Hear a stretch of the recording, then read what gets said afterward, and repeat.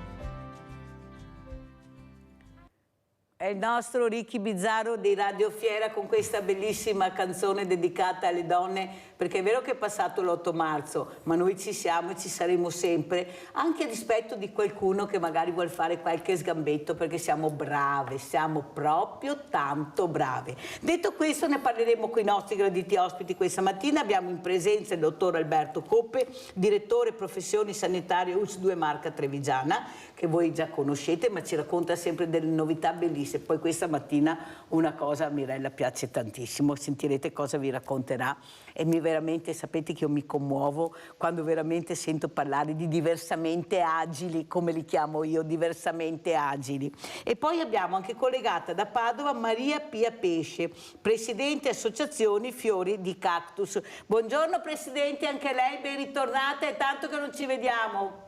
Buongiorno a voi, grazie per l'invito, sempre graditissimo. Grazie Presidente, anche questa Presidente che sta cercando, ecco, di aiutare le fragilità. Siamo in tanti che aiutano le fragilità, solo che poi ci sono molte poltrone che veramente dove sono sedute delle persone che forse si cambia mestiere, magari già anche a me. Io non dico qualche volta che già anche altri mestieri non si mi ha detto chi gada restare a vede che a Presidente fa così con testa, perché ho ragione, vero Presidente? Comunque non importa.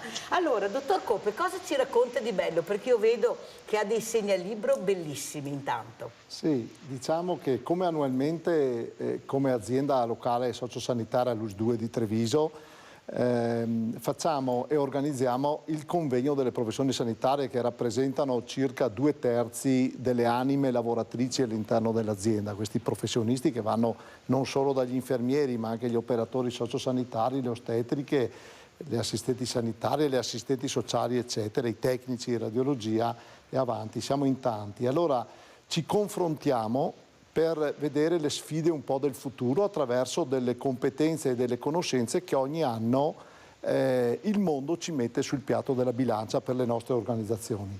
Quest'anno è il momento dello sviluppo delle sfide future. Parleremo di intelligenza artificiale, quanto ne abbiamo sentito parlare, Mirella, intelligenza artificiale. Anche ieri io qui in trasmissione. Proprio, ma vorremmo portarla dalle parole ai fatti e quindi ci sarà una progettualità che verrà spiegata dal coordinatore dei tecnici di radiologia e dal primario della radiologia di Oderzo, il dottor Fusaro, che ci parlerà del supporto alla pratica clinica dell'intelligenza artificiale nell'unità operativa di radiologia, cioè come l'intelligenza artificiale può risolverci un po' le questioni cliniche nell'ambito radiologico. E poi la domotica, cioè tutta quell'attività di robotica che nell'assistenza domiciliare delle case di riposo, delle RSA, degli istituti che sono al di fuori dell'attività clinica dell'urgenza e quindi della cronicità dell'anziano, possono in qualche modo sollevare dall'attività pratica assistenziale le professioni sanitarie, ma anche i caregiver, quindi i familiari delle persone anziane. Questi sono gli elementi importanti. Poi parleremo di modelli assistenziali innovativi, poi parleremo di generazioni a confronto, ecco c'è il psicologo Cassella che tu conosci molto bene, Sergio, che ci parlerà quindi di queste generazioni, i vecchi che hanno le competenze maggiori e i nuovi che vorrebbero portare uno sviluppo futuristico all'interno della sanità. E poi i rappresentanti della Regione del Veneto che verranno a parlarci della tenuta economica del sistema sanitario veneto, e su questo dobbiamo un attimino sottolineare l'importanza di Stefano Compostrini, che è un professore universitario di economia di Venezia, e del dottor Costa, che verrà a parlarci del fenomeno delle grandi dimissioni dei medici, degli infermieri, delle ostetriche, che sembra fino a qualche anno fa andavano all'esterno dell'ospedale per essere favoriti nell'ambiente privato. Adesso stanno ritornando all'ambiente pubblico. Quindi parleremo anche di questo fenomeno per capire meglio questo va e vieni, da cosa era indotto nel momento drastico del Covid. Adesso invece, quando la struttura sanitaria, specie quella di Treviso, ha investito nell'edilizia, nella robotica e quindi in tutto ciò che è anche intelligenza artificiale, che fa tornare alla meta i professionisti che in un momento avevano preferito uscire dal presidio ospedaliero. Allora, lei ci ha intrigato, dottor Coppe, noi siamo curiosi, siamo molto curiosi qui a Sveglia Veneti. Perché c'è questo rientro, questo ritorno al pubblico dal privato di certe figure professionali molto importanti che lei ha citato?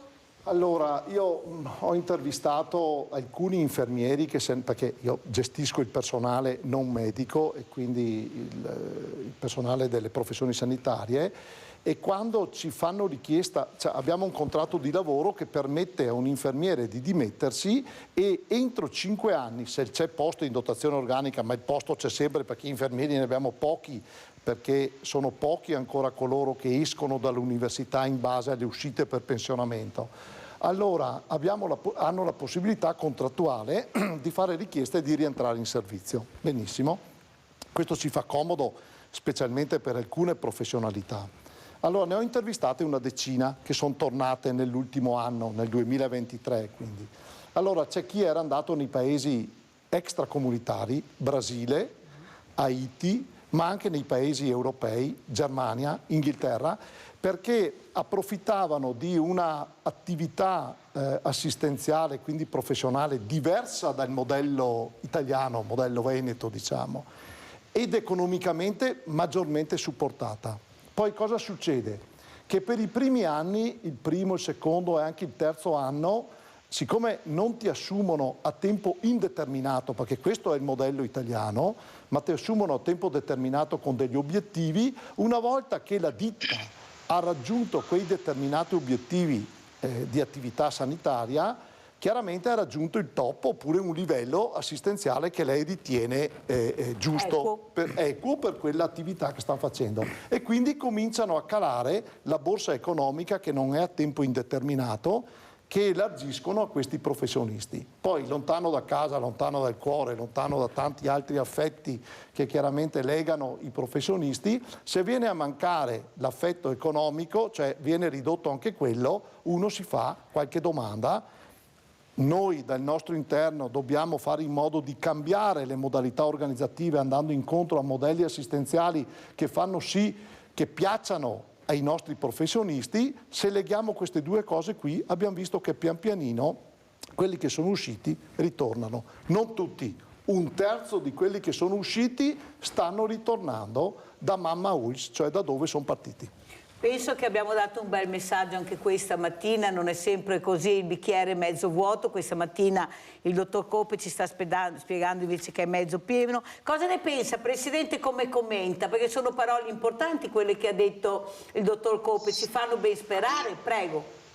Io mi riallaccio all'intelligenza artificiale che non potrà mai sostituire i miei 80 volontari che tutti i giorni si dedicano al trasporto dei malati oncologici agli ospedali delle radioterapie, per cui io qui devo dire che i miei volontari non saranno mai sostituiti, perché una carezza, una parola di conforto è insostituibile, presumo, giusto?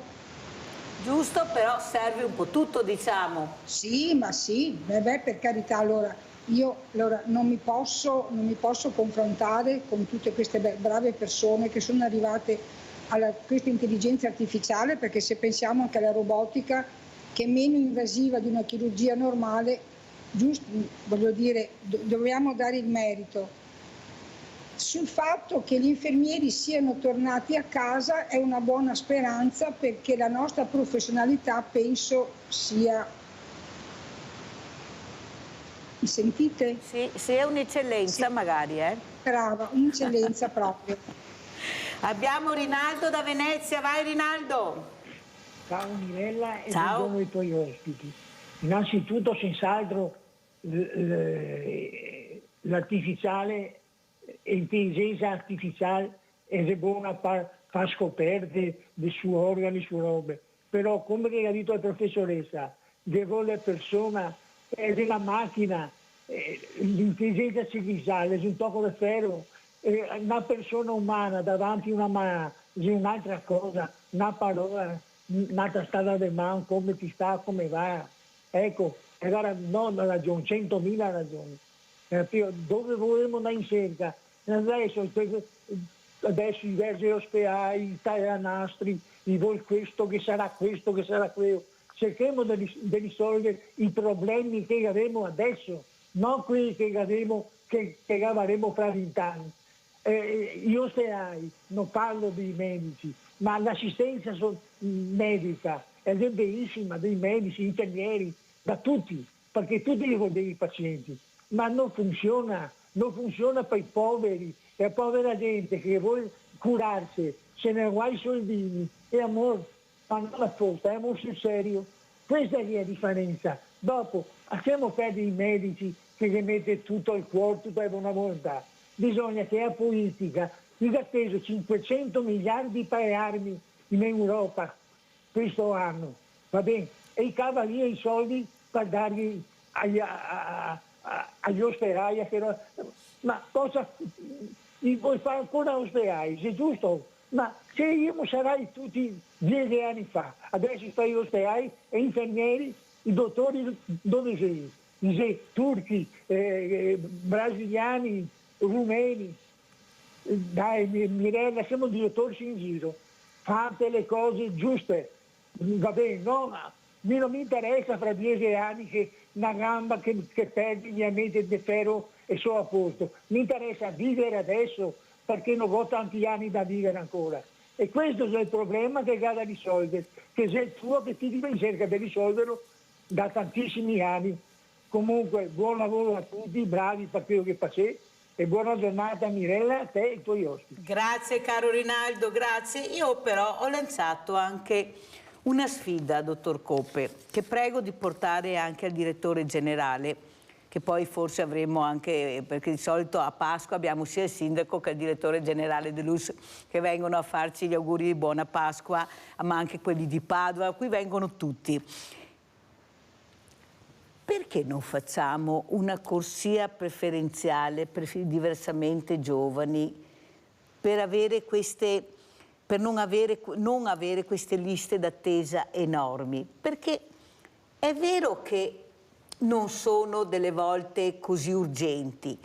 Però teniamo in conto che per un diversamente giovane una visita con un'aspettativa di mesi, delle volte anche di un anno quasi, così hanno chiamato, non è tollerabile. Perché non si può fare una corsia preferenziale per i diversamente giovani? Penso, non so, dagli 80 anni in su, cioè non è che voglio farli ai 50, ma dagli 80 anni in su magari. Perché sentire queste telefonate di queste novantenni anche ieri, che dicono ma dove devo chiamare Mirella, ma cosa devo fare? Sono sola, non ce la faccio, non so neanche gestirmi molto bene coi cellulari.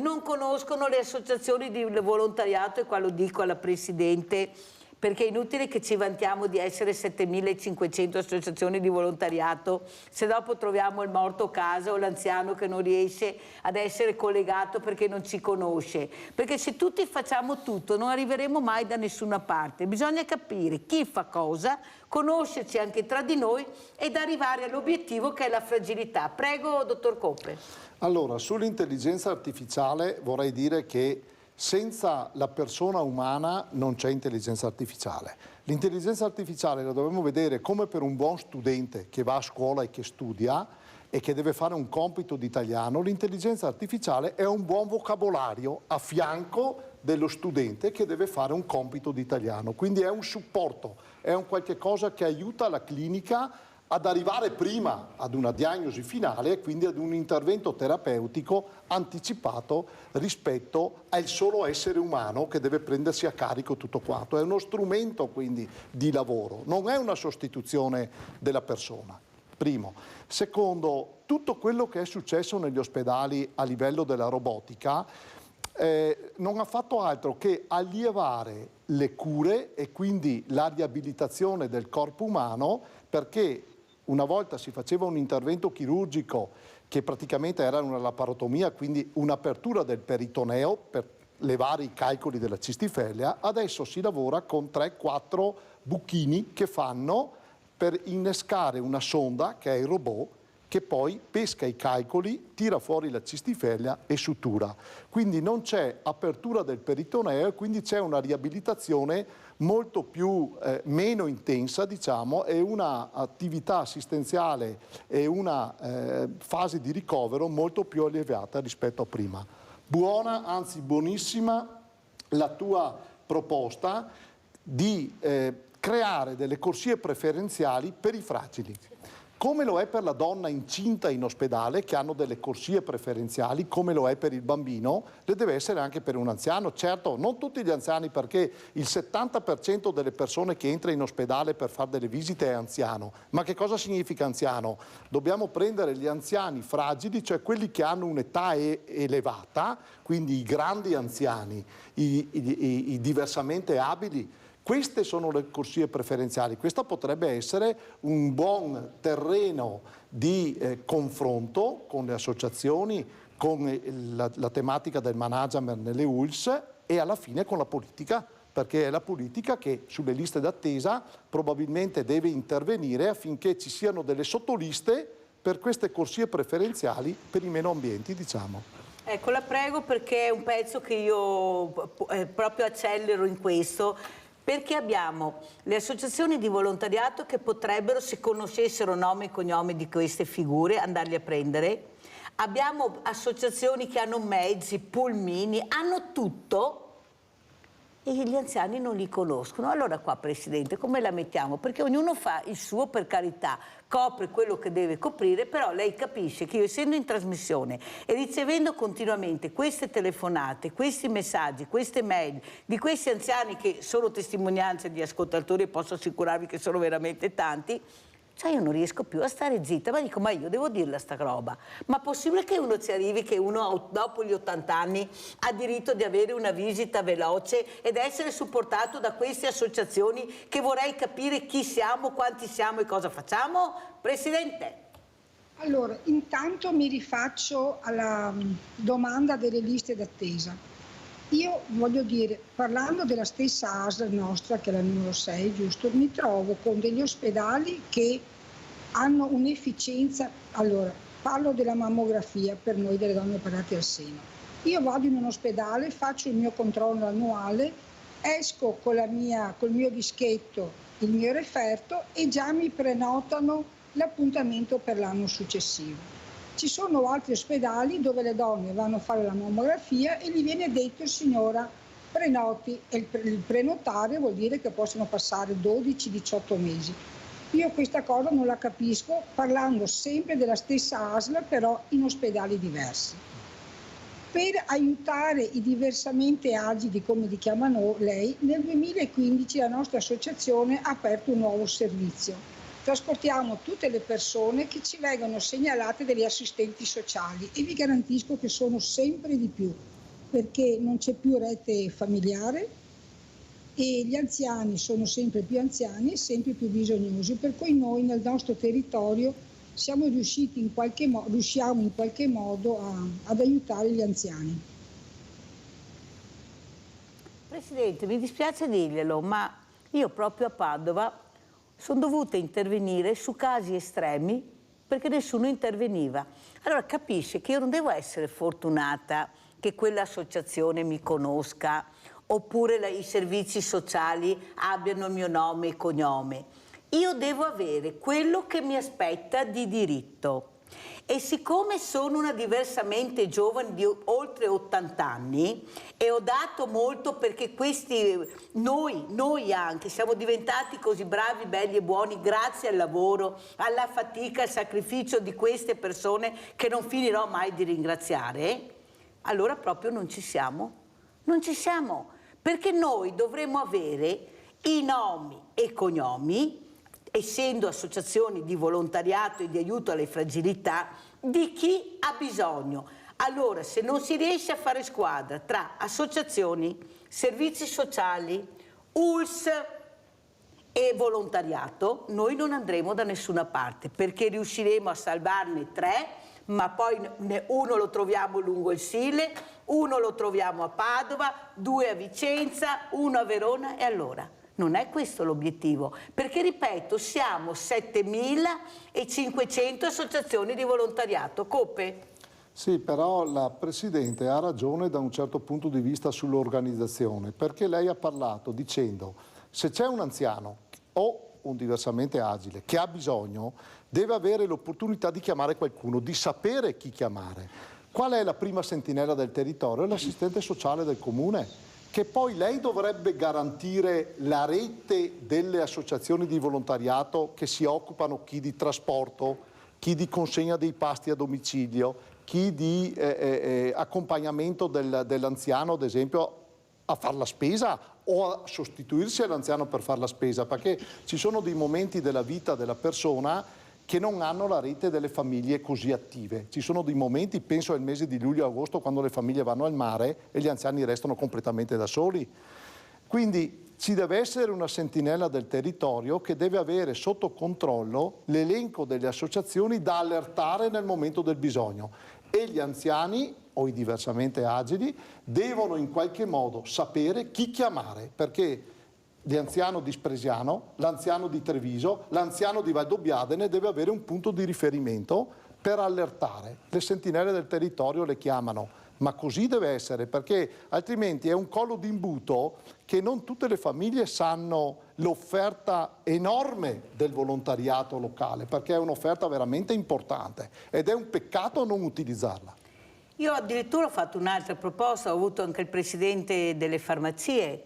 Ho detto: mettiamo l'elenco nelle farmacie, mettiamo l'elenco nei supermercati. Giusto. Cerchiamo veramente di fare rete, perché non ne veniamo fuori. Noi non è che dobbiamo usare io, dobbiamo usare il noi.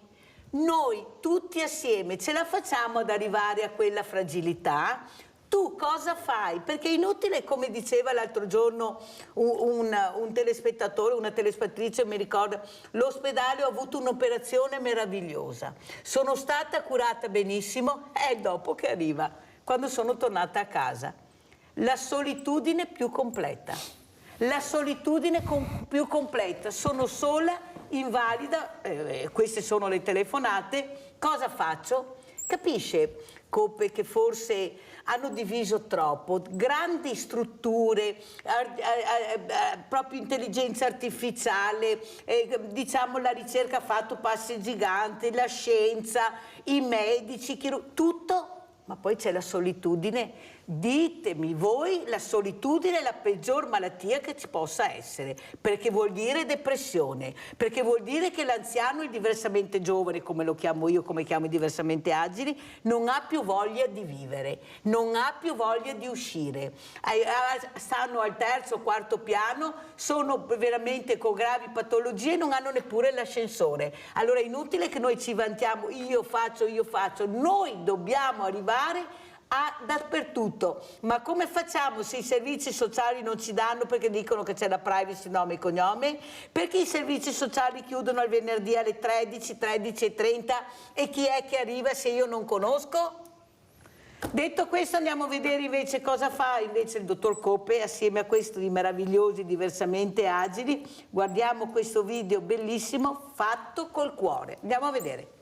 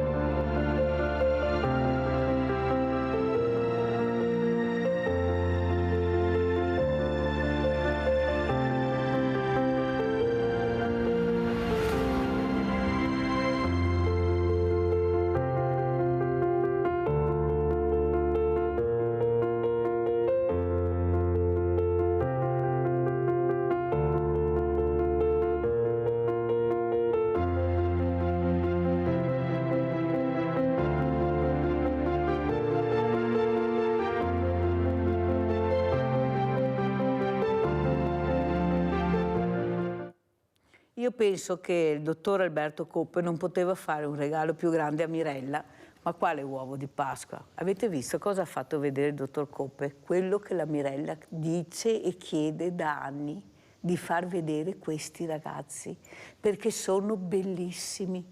Sono fantastici, ma avete visto come lavorano, con quanta serietà, con quanto impegno. Guardate, faccia vedere, dottor Coppe, cosa realizzano con della carta riciclata, guardate cosa hanno fatto, guardate, ma fanno dei lavori meravigliosi che poi vediamo anche la Presidente, penso sia d'accordo, ma soprattutto li abbiamo visti. Finalmente li abbiamo visti. Grazie dottor Coppe, un regalo più bello non poteva arrivarmi questa mattina, ma grazie veramente.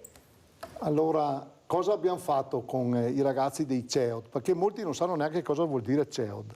CEOD è un posto di ritrovo dalla mattina alla sera dove vengono custoditi, assistiti ed educati i ragazzi diversamente agili. Li avete visti tutti, vengono occupati nel loro tempo libero e nello stesso tempo diamo la garanzia di sottrarli alle famiglie perché altrimenti restano rannicchiati all'interno di un divano, di una poltrona e vanno in comunità, cioè tra di loro, e fanno dei lavori che servono agli abili, cioè a coloro che in questo caso qui frequentano un corso di aggiornamento, 400 persone, il corso di aggiornamento dello sviluppo delle professioni sanitarie che faremo il 21 marzo all'Hotel del Maggior Consiglio. Li abbiamo messi nella reception insieme agli impiegati perché quando arriva colui che frequenta il corso, firma l'entrata e poi firma l'uscita, gli viene consegnato il coupon del corso di aggiornamento e loro consegnano il gadget che hanno preparato e che serve per il convegno stesso. Quindi li portiamo all'interno di una famiglia che è la famiglia della normalità.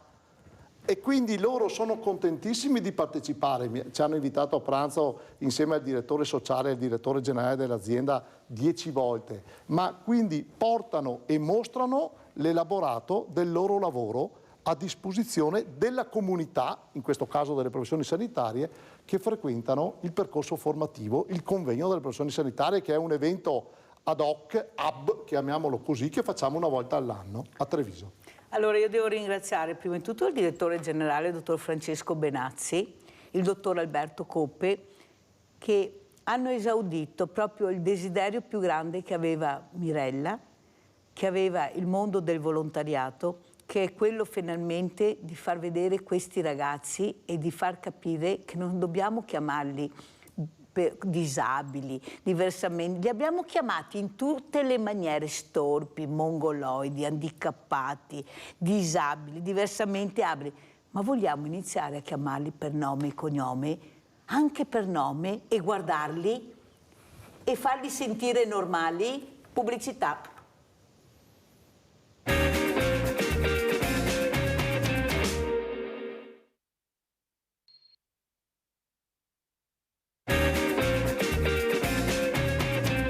E adesso andiamo a vedere invece anche Fiori di Cactus, un altro servizio per far capire l'importanza di questa associazione che veramente fa del bene di più. Andiamo a vedere un altro video.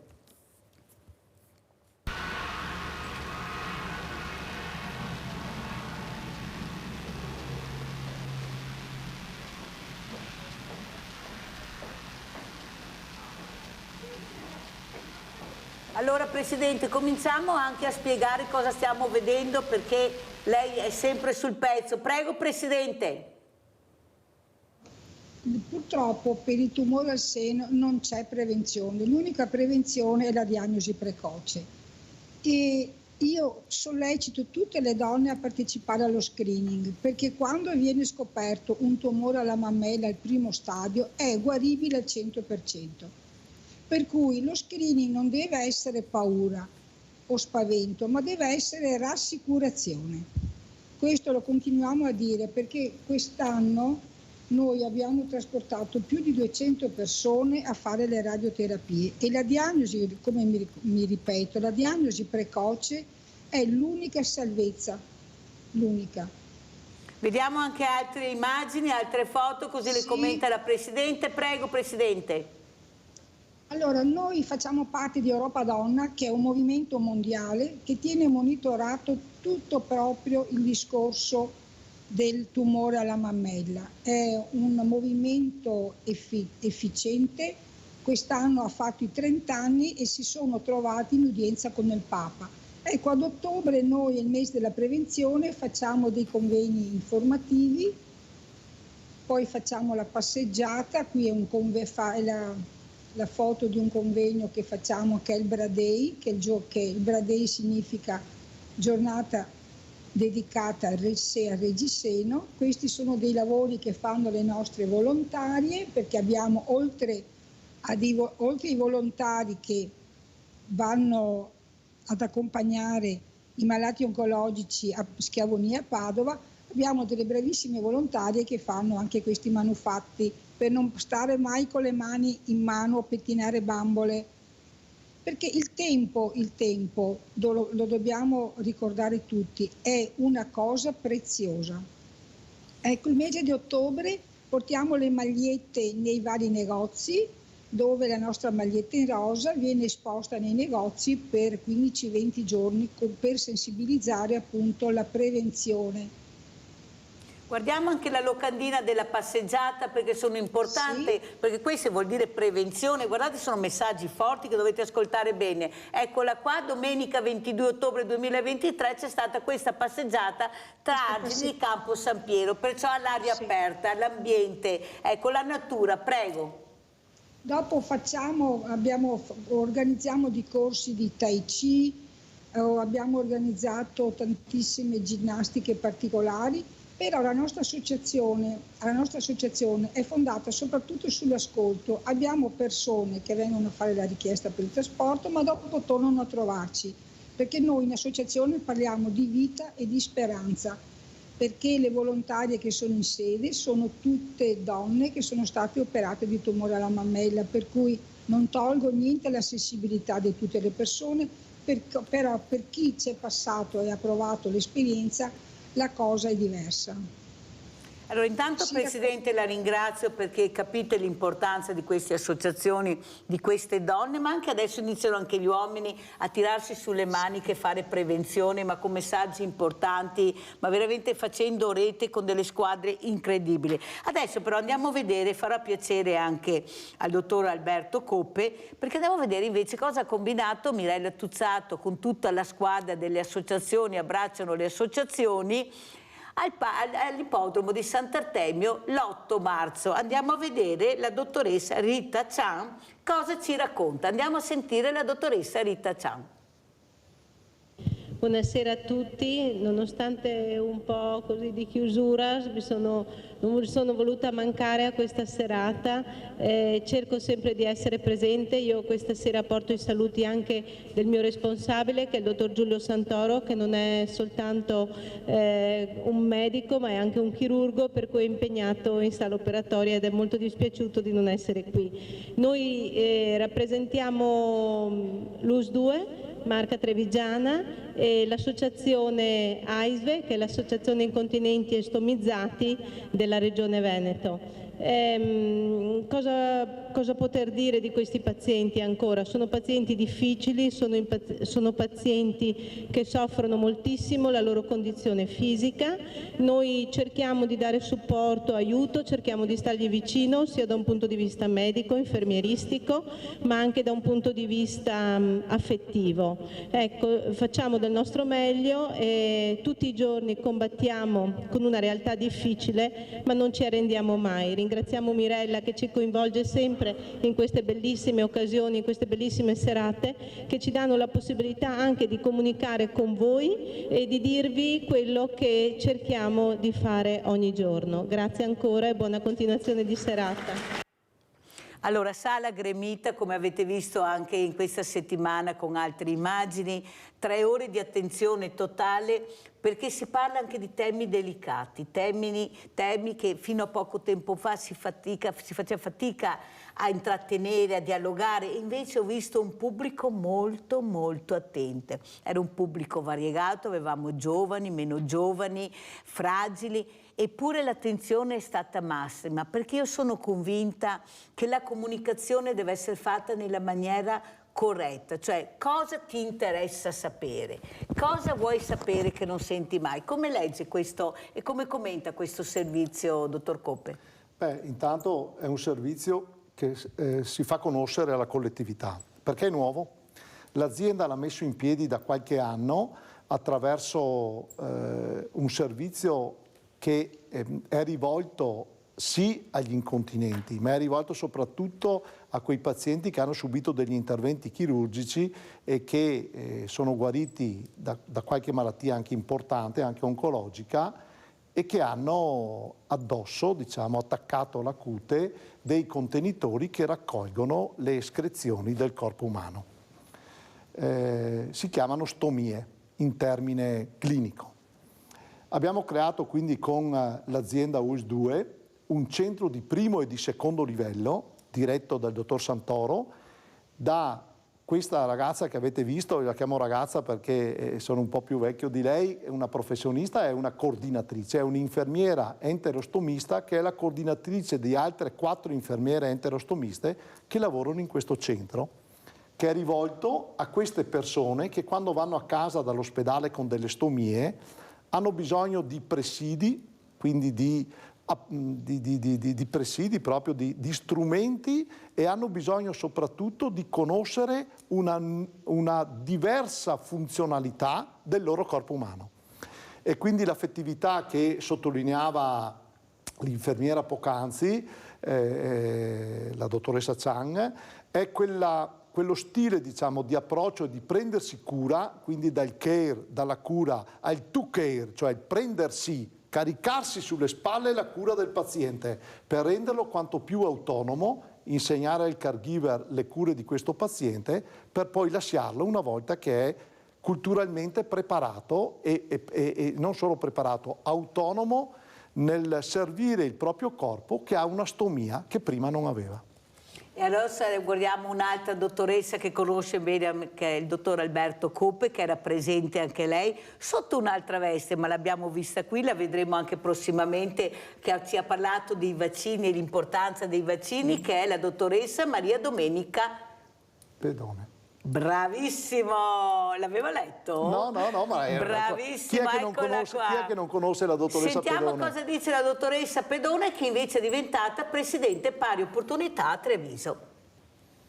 Sì, oggi stasera sono qui in veste di presidente neonominata della Commissione Pari Opportunità del Comune di Treviso e quindi mi sembrava doveroso accogliere l'invito di Mirella a partecipare. Purtroppo per un accavallarsi di eventi non potrò restare fino alla fine, però un saluto mi era indispensabile venirlo a fare perché Mirella rappresenta l'inclusività, rappresenta il fare rete, il fare associazione qui a Treviso e quindi è importante che una commissione che tra le sue compiti istituzionali ha proprio quella di superare le differenze e le divergenze e promuovere l'inclusività non soltanto di genere, era importante che noi qui ci fossimo a rappresentare la nostra presenza e la nostra vicinanza. Grazie.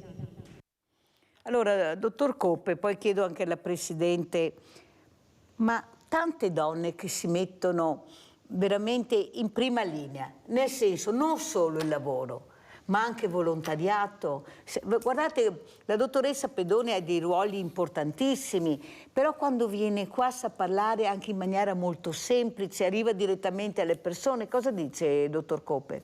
Ma la dottoressa Pedone lavora al nostro dipartimento di prevenzione, quindi è un'esperta di vaccinazioni, ma un'esperta anche di tante altre cose. Adesso ha dato anima all'interno dell'azienda, ma ho sentito adesso anche del Comune di Treviso, a questa commissione, diciamo, per le pari opportunità.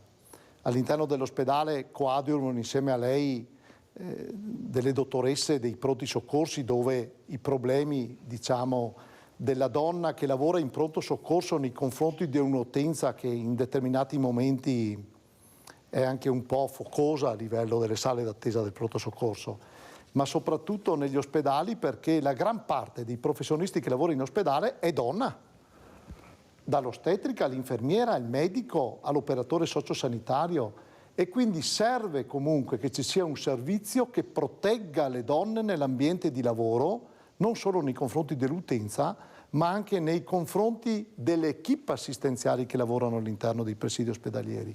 Quindi la dottoressa Pedone su questo io l'ho conosciuta ai tempi dei vaccini, perché giravamo assieme a lei e al direttore generale con il camper del Dipartimento di Prevenzione, andavamo alle domeniche nei paesi più distanti da Treviso, Refrontolo, Valdobbiadene, Segusino, andavamo con il camper per fare le vaccinazioni quando c'era l'obbligatorietà dell'anti-Covid, no? Della vaccinazione anti-Covid. Se la montagna non va da Maometto, Maometto va dalla montagna. E qui abbiamo conosciuto un sacco di persone e la dottoressa, come molti altri, insomma, si è sempre così, ha sempre avuto un occhio di riguardo verso i più deboli, verso quelle comunità che sono distanti dalla comunità, dall'ospedale AP.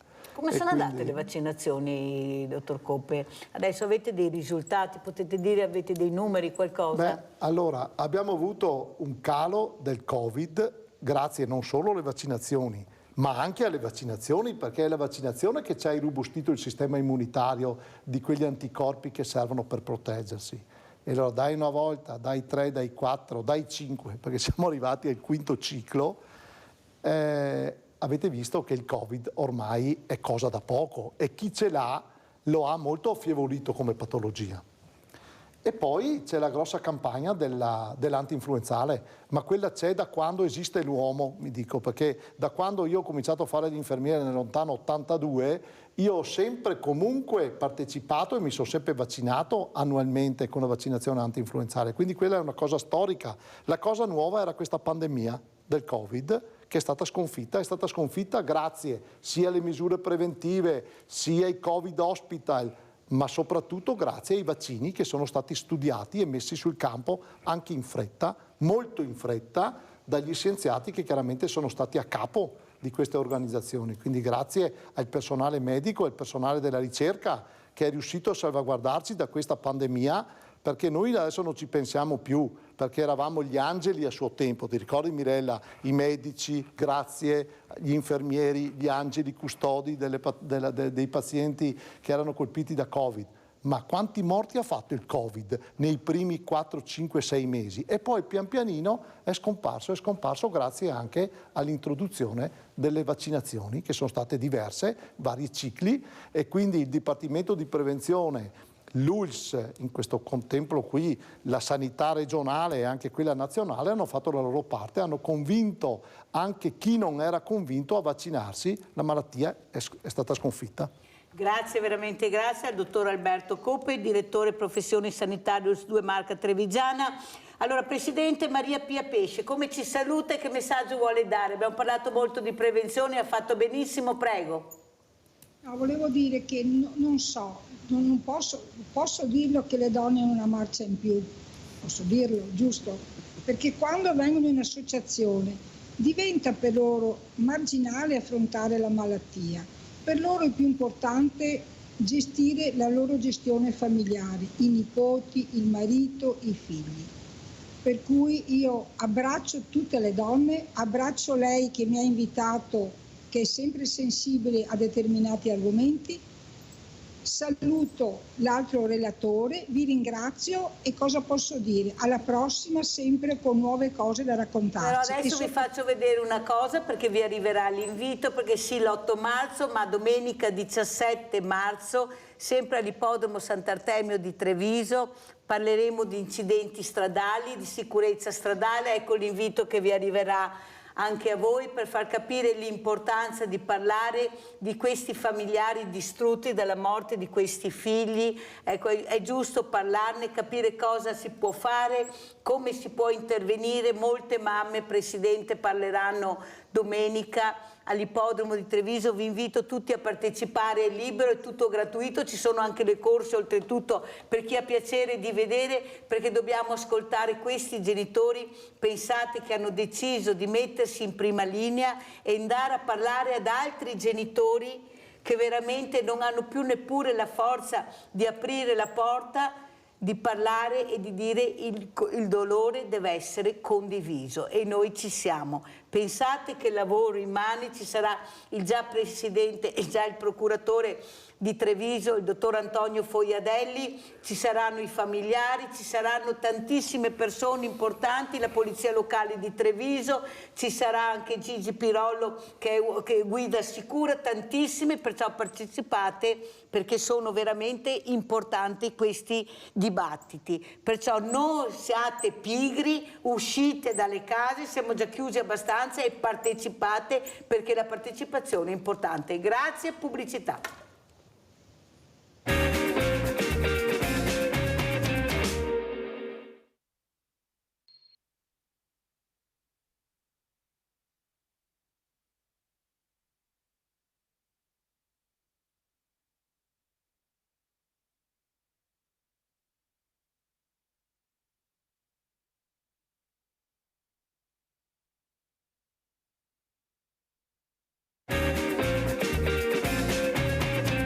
Saluto altri due graditissimi ospiti. Abbiamo da Vicenza collegata l'avvocata Alessandra Bocchi, penalista, esperta in abusi e vittime di reato. Grazie avvocata di essere qua. Avvocato, ditemi voi, perché anche qua siamo divise come donne, perciò poi ci sentiremo cosa ne pensa Alessandra Bocchi. E saluto anche il dottor Maurizio Scassola, dottore, no dottoressa, dottor, qua non sbaglio assolutamente, segretario regionale medici di base Veneto. Grazie. Allora, avvocata, Bocchi, cosa ci racconta? Abbiamo parlato con la Presidente di Fiori di Cactus, queste donne che si rimboccano le maniche, che sono in prima linea, che cercano di fare prevenzione, che ce la mettono veramente tutta. Ma poi non è che abbiamo la legge dalla nostra parte. Tante denunce, ma poi alla fine tante panchine, ma poi c'è il vuoto assoluto. Questa donna che deve ancora combattere per avere giustizia. Ma arriverà mai la giustizia per noi donne? Avvocata, com'è la situazione? Prego. Beh, intanto cara Mirella, ben ritrovata, è sempre un piacere quando ricevo il suo invito, davvero. Allora, io credo una cosa, credo che la stragrande maggioranza dei casi di vera violenza, la violenza quella che davvero a volte non si riesce a descrivere, a raccontare, non viene denunciata. Non viene denunciata perché ci sono dei ricatti che possono essere ricatti psicologici, possono anche per le separazioni, ricatti effettivi, minacce, ti sottraggo, ti porto i figli all'estero, cioè viviamo in un mondo dove poi c'è una situazione che anche noi volontari del centro antiviolenza qui a Vicenza non riusciamo più a controllare. Ci sono dei casi anche, ma non mi riferisco alle straniere, mi riferisco anche a tante italiane, di una certa età. Ho fatto di recente un colloquio con una signora veneta che mi raccontava di 20 anni di violenza, una cosa che non si riesce neanche a descrivere, ma violenza vera, c'è, per carità, la componente psicologica, c'è quella del ricatto, ma c'è quella effettiva.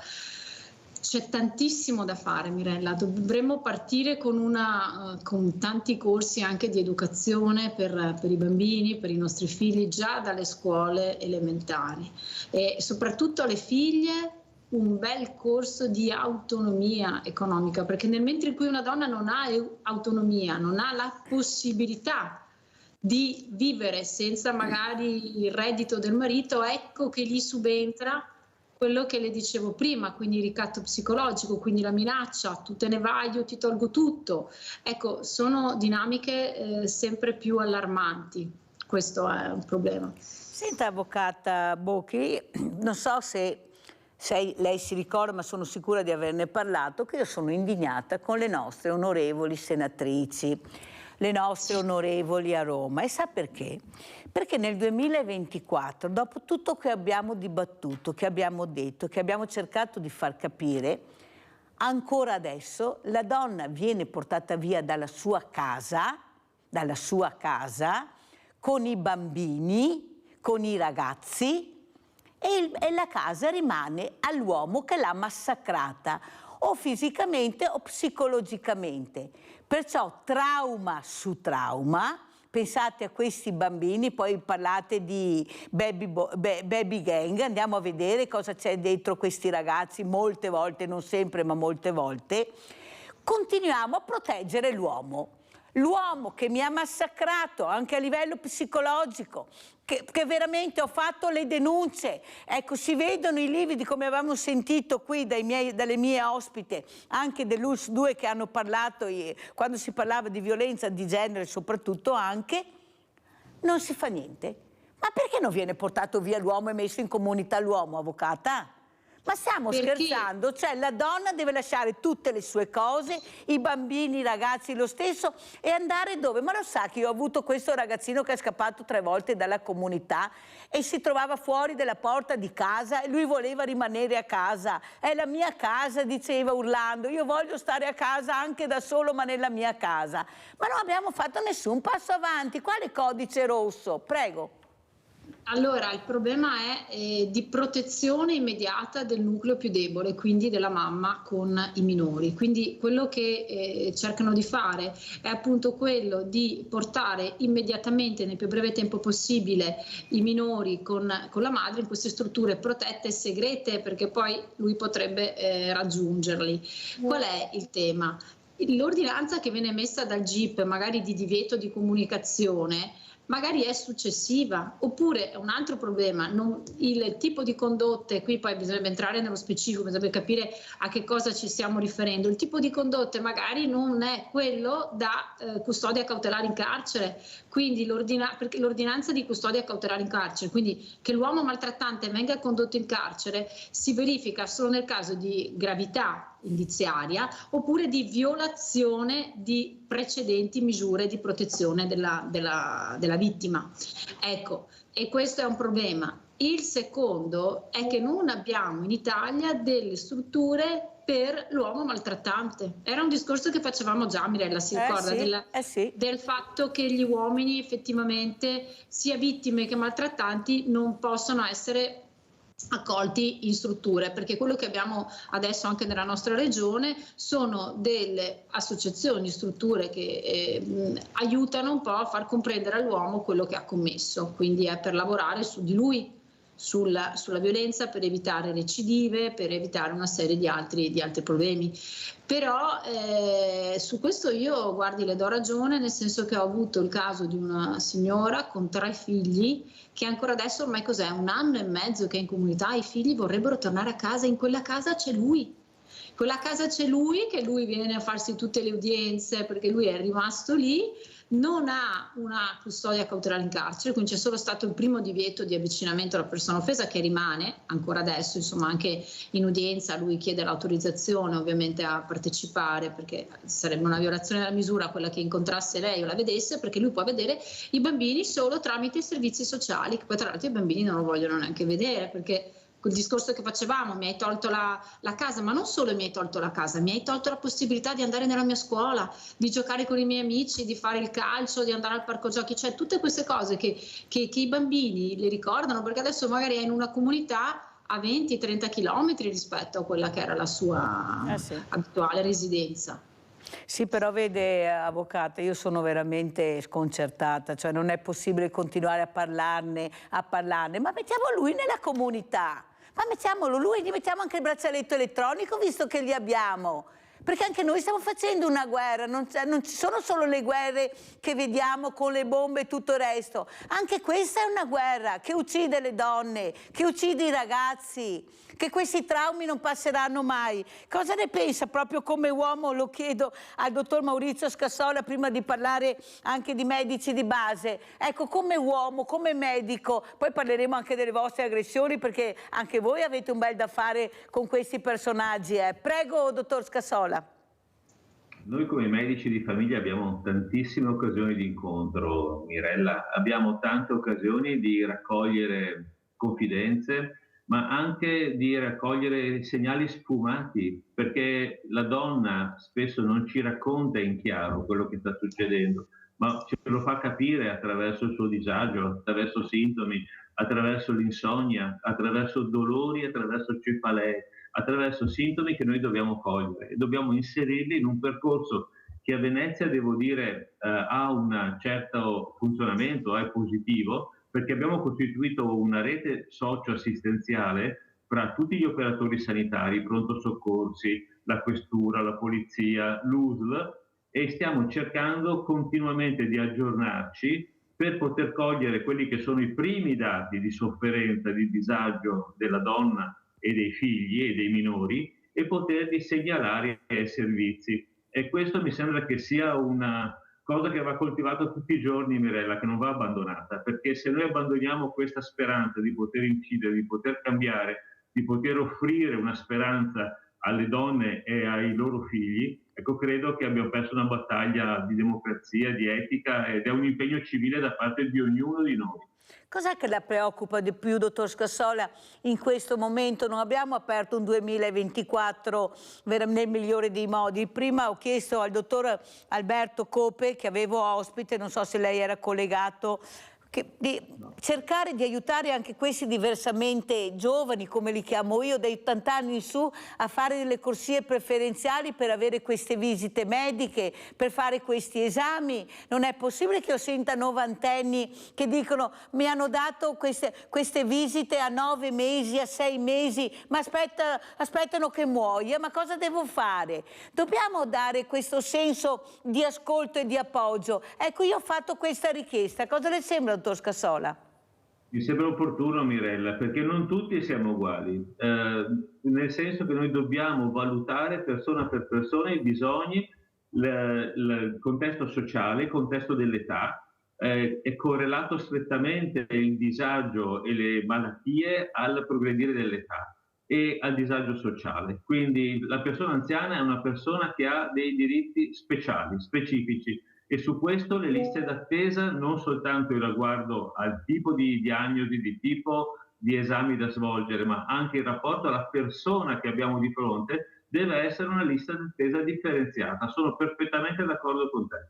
Sì, ma io devo fare questa richiesta, ma si rende conto con tutte le persone che paghiamo?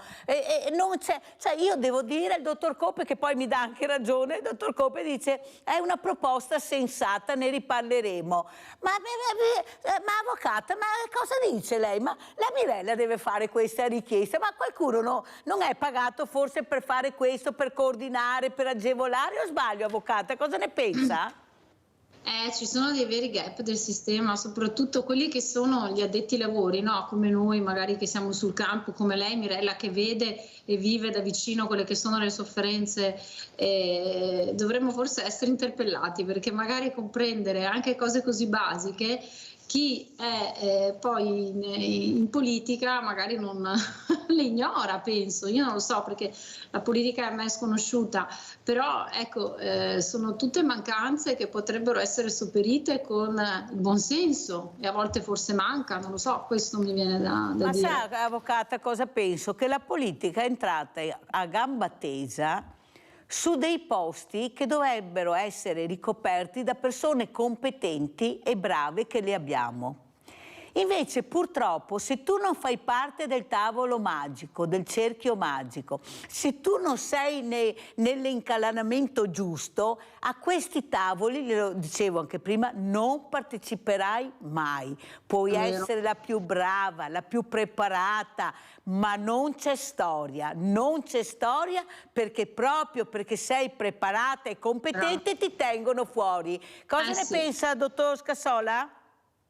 Che dobbiamo pensare seriamente a questo aspetto, Mirella, perché è un problema di democrazia, di rispetto e di etica nei confronti delle persone più fragili. Noi abbiamo parlato, voi avete parlato in trasmissione adesso della violenza sulle donne, ma ci sono tanti tipi di violenza, non solo di genere, ma tu hai fatto l'esempio clamorosamente evidente sugli anziani, sui soggetti più fragili, che devono essere accompagnati, sostenuti, devono avere delle corsie preferenziali. Non è possibile che una richiesta di un esame ematochimico o di una visita specialistica per un trentenne sia la stessa cosa per quanto riguarda un soggetto di 80-85 anni, 65-70 anni. Non ha lo stesso valore, non deve avere lo stesso peso. Non siamo tutti quanti uguali e la capacità del sistema è quello di andare incontro ai bisogni dei più fragili. E questo è un indicatore importante di democrazia e di efficienza del sistema sociosanitario. Abbiamo Luciana da Vicenza. Ciao Luciana. Ciao Mirella, sono Luciana da Vicenza. Ecco, io ho un problema grande, devo fare un intervento ai risortosi e anche devo fare i denti, però ho il problema che sono allergica ai farmaci e mi hanno detto, essendo allergica ai farmaci, non posso farmi dare le anestesie. E allora io sono al test qui a Verona. Un anno che tento, si tenta di chiamare più tardi, tutto un disco che continua. E cosa devo fare io? Se posso farlo, ho avuto denunciare dai carabinieri, non so più cosa fare, perché il mio medico non può mandare una lettera, io non posso, no? E io devo chi rivolgermi, chiedo a voi adesso. E hai fatto bene Luciana, perché questi sono i temi, l'ho detto prima che ci sono questi problemi. Allora, avvocata, io la prego anche lei di sentire bene quello che dico. Allora, noi abbiamo 7.500 associazioni di volontariato. Sono numeri pazzeschi, perché ognuno ha delle squadre incredibili e con mezzi incredibili quasi tutti. Abbiamo la possibilità di aiutare, ma se noi non conosciamo Luciana, nome e cognome, dove abita, perché i servizi sociali come sono non funzionano, e Luciana l'unico numero che ha è quello di chiamare Sveglia Veneti perché ha sentito a chi mi devo rivolgere. Vuol dire che Luciana non conosce le associazioni del territorio, che potrebbero andarla a prendere, che potrebbero accompagnarla, anche a fare da tramite per cercare di sbrogliare sta matassa, visto che abbiamo persone molto competenti nell'associazionismo e nel mondo del volontariato. Noi non arriveremo da nessuna parte, noi non arriveremo da nessuna parte. E questo vale anche per quello che ha detto lei, questa persona che da 20 anni subisce violenza, ma se noi avessimo le sentinelle, che sono il mondo delle associazioni del volontariato, che vanno a casa di questa persona e cominciano magari perché devono accompagnarli in qualche posto per qualsiasi cosa, e iniziando a parlare si scopre di questa violenza, capite che noi non arriveremo mai da nessuna parte. Ho perfino chiesto, avvocata, che nelle farmacie, nei supermercati diano un foglietto, no online, un foglietto cartaceo da mettere nella borsa di tutte le associazioni del territorio con i numeri di telefono. No, mi dica, avvocata, ma ci vuole tanto per fare questo. Ha sentito Luciana, ma Luciana è una dei tanti che chiamano, non so a chi rivolgermi. Prego, avvocata, poi sentiamo anche il dottor Scassola. Le associazioni non sempre vengono conosciute, cioè non si conoscono, quello è il problema, non sono visibili, non hanno dei canali facilmente raggiungibili. Non so, il caso che le dicevo poco fa di questa signora di una certa età, chi l'ha spinta verso il centro antiviolenza sono stati i figli che gli hanno detto basta mamma, non puoi andare avanti così. Oppure un altro caso che ho avuto, una bambina di 10 anni che ha chiamato lei i carabinieri, ha chiamato al telefono dicendo mia mamma sta per essere soffocata, ma italiani qui vicino, non è che le sto parlando di... No, fa bene a spiegarlo, perché no, fa bene a dirlo, perché sembra che siano tutti extracomunitari quelli che fanno queste cose. No, lo spieghi, lo spieghi. La violenza non è extracomunitaria, la violenza purtroppo è ovunque, ma la violenza è nelle case, è nelle strutture per anziani. Ho un caso lì in una struttura per anziani drammatico, dove purtroppo non ci sono telecamere, ne abbiamo già parlato tante volte, quindi non si riesce a sapere effettivamente cosa c'è. Magari poi sono persone che hanno problemi con deficit psichici, che magari non sono credibili, però finché vengono trovate con fratture, le fratture non possono essere cagionate da sole. Ci sono realtà, Mirella, veramente, veramente difficili, ripeto, qui vicino, e che a volte siamo un po', cadiamo dalle nuvole, no? Perché diciamo ma com'è possibile una cosa del genere, cos'è che non funziona? Non funzionano tante cose, non funzionano. Cioè in effetti bisogna parlarne però, avvocata, io faccio bene a chiamarvi, perché voi siete la voce competente e dite le cose che servirebbero al territorio, più personale, più ascolto. Che io capisco che la scienza e la ricerca hanno numeri da gigante, ma per fortuna ci sono, ma abbiamo bisogno anche della figura umana, o sbaglio, dottor Cassola? Anche questo medico di famiglia che una volta, scusi dottor Cassola, io ho anziani che mi dicono il mio vecchio medico di famiglia, quanto lo amavo, quanto bene gli volevo, ma è cambiato, sono diventato un numero che non mi conosce, non mi visita. Ma come facciamo allora noi? Allora forse se anche il medico di famiglia, che è una sentinella del territorio, è possibile che sta gente non staga mai male, dottor Scassola? Arriverà qualche volta dal medico di famiglia, lo dico anche all'avvocato, possibile? Cioè stai sempre bene questi? Cioè per capire cosa c'è sotto. Ma come fate se avete 4.000, avete assistiti, e poi la burocrazia che dovete stare più al computer che a visitare, perché sennò non ne venite fuori? Ma quanti passi avanti abbiamo fatto? Passi indietro, passi a lato, dottor Scassola, prego. Una cosa, Mirella, riagganciandomi al discorso del volontariato e delle associazioni, ricordiamoci anche degli studi dei medici di famiglia e dei pediatri, sono delle grandi occasioni di incontro e di informazione, quindi credo che il mondo associativo potrebbe essere molto ben presentato anche negli studi dei nostri medici di famiglia. Secondo discorso, noi abbiamo un modello organizzativo, Mirella, ne abbiamo già parlato, molto primitivo. Voi dovete sapere che il 40% dei medici di famiglia oggi in Veneto, cioè nel nostro grande Veneto, che per tanti altri aspetti giustamente è paragonato ai paesi nord europei, non hanno un personale di studio, cioè lavorano da soli. Il 40% dei medici di famiglia oggi lavorano ancora da soli senza supporto di personale. Questo cosa vuol dire? È un nodo fondamentale l'organizzazione del lavoro, perché non è più possibile lavorare come si lavorava una volta. Bisogna lavorare con un'organizzazione che accolga le richieste delle persone, bisogna avere del personale addestrato, competente e disponibile alla relazione. Dobbiamo alleviare il medico da tutta una serie di atti burocratici che lo soffocano. Tutto questo passa attraverso una vera riorganizzazione che ancora è da fare, Mirella. Questa è la vera realtà. Noi abbiamo tantissimi medici che non hanno un'infermiera, tantissimi medici che non hanno nemmeno una segretaria. Da questo stiamo cercando di lavorare con la Regione, perché questo è il nodo centrale. Se io voglio avere una relazione con le persone, tempo a disposizione, ascoltare le persone, non posso essere tipo Gio Folpetto con 10.000 tentacoli che da una parte guarda il computer, dall'altra risponde al telefono, dall'altra dà le prenotazioni. Non è possibile, non è serio, non è sicurezza del lavoro e non è sicurezza anche di relazione con le persone.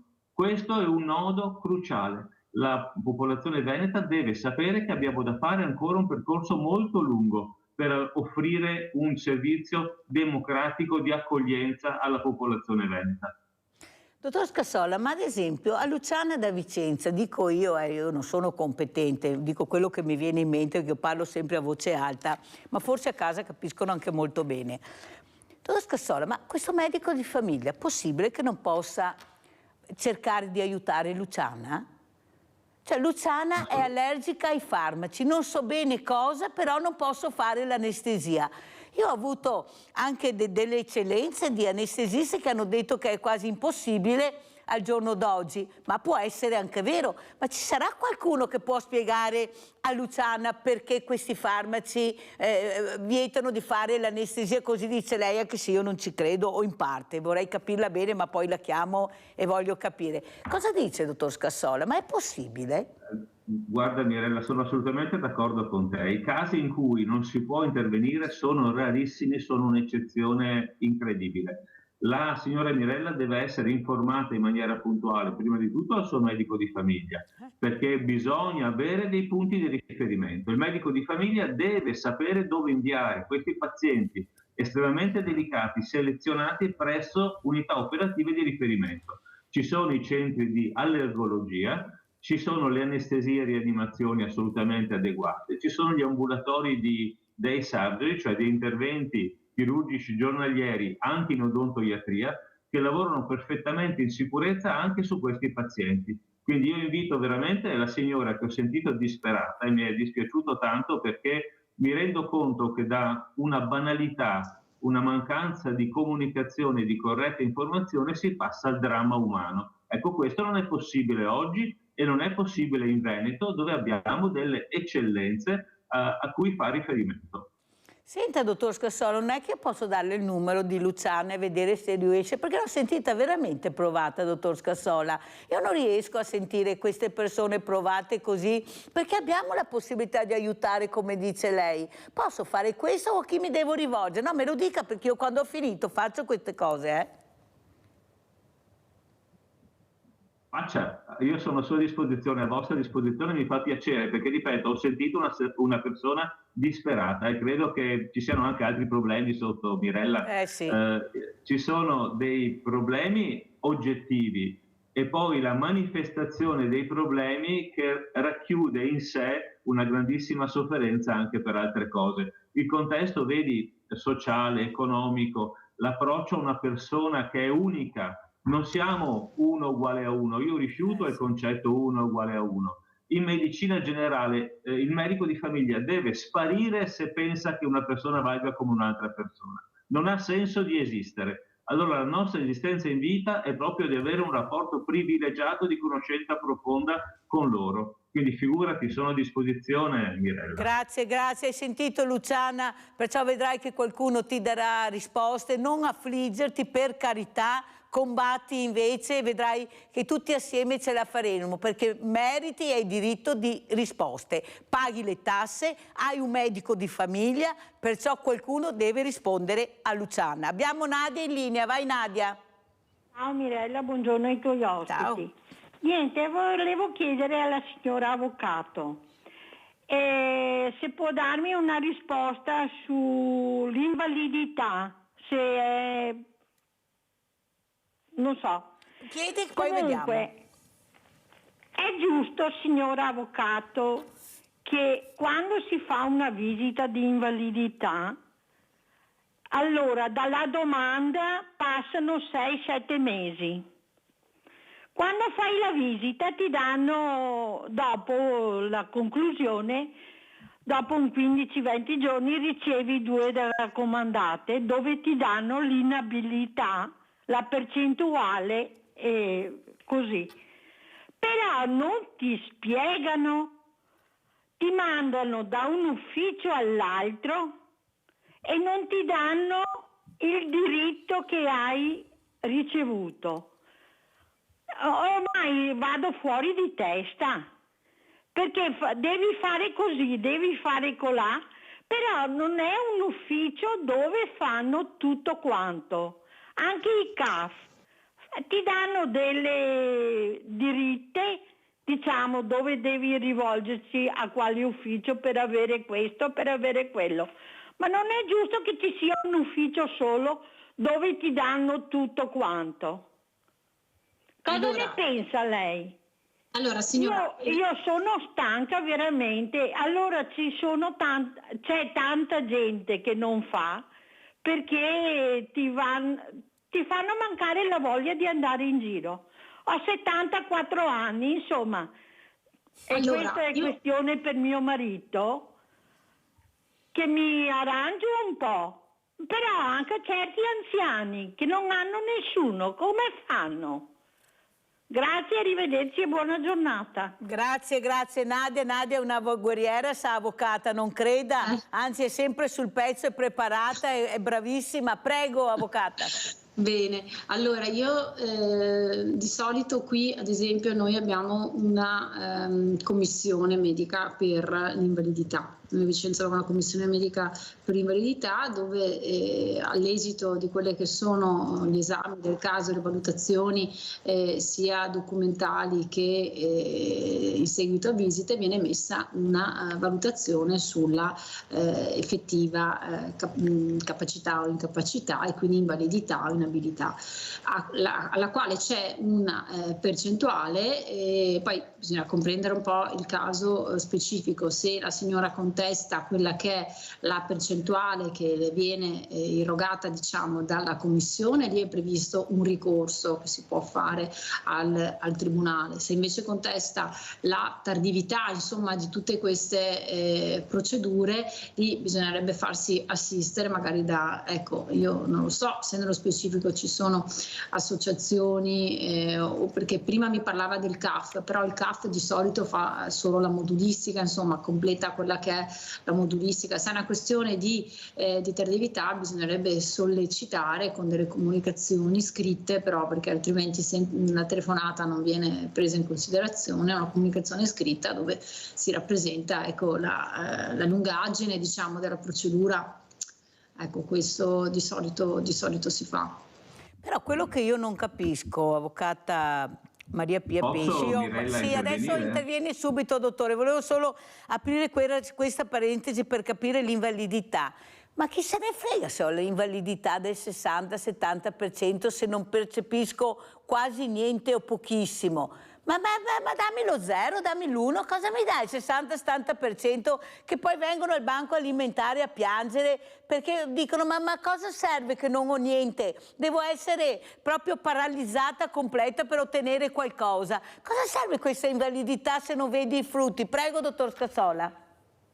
No, volevo accennare a Nadia che ci sono due possibilità per chiarire il contesto di quel verbale che gli è arrivato a casa, perché spesso è illeggibile per una persona comune, non è facile interpretare qual è il risultato. Allora, da una parte sono i patronati dai quali ritornare per interpretare esattamente qual è il risultato e quali sono i diritti che deve raccogliere la persona.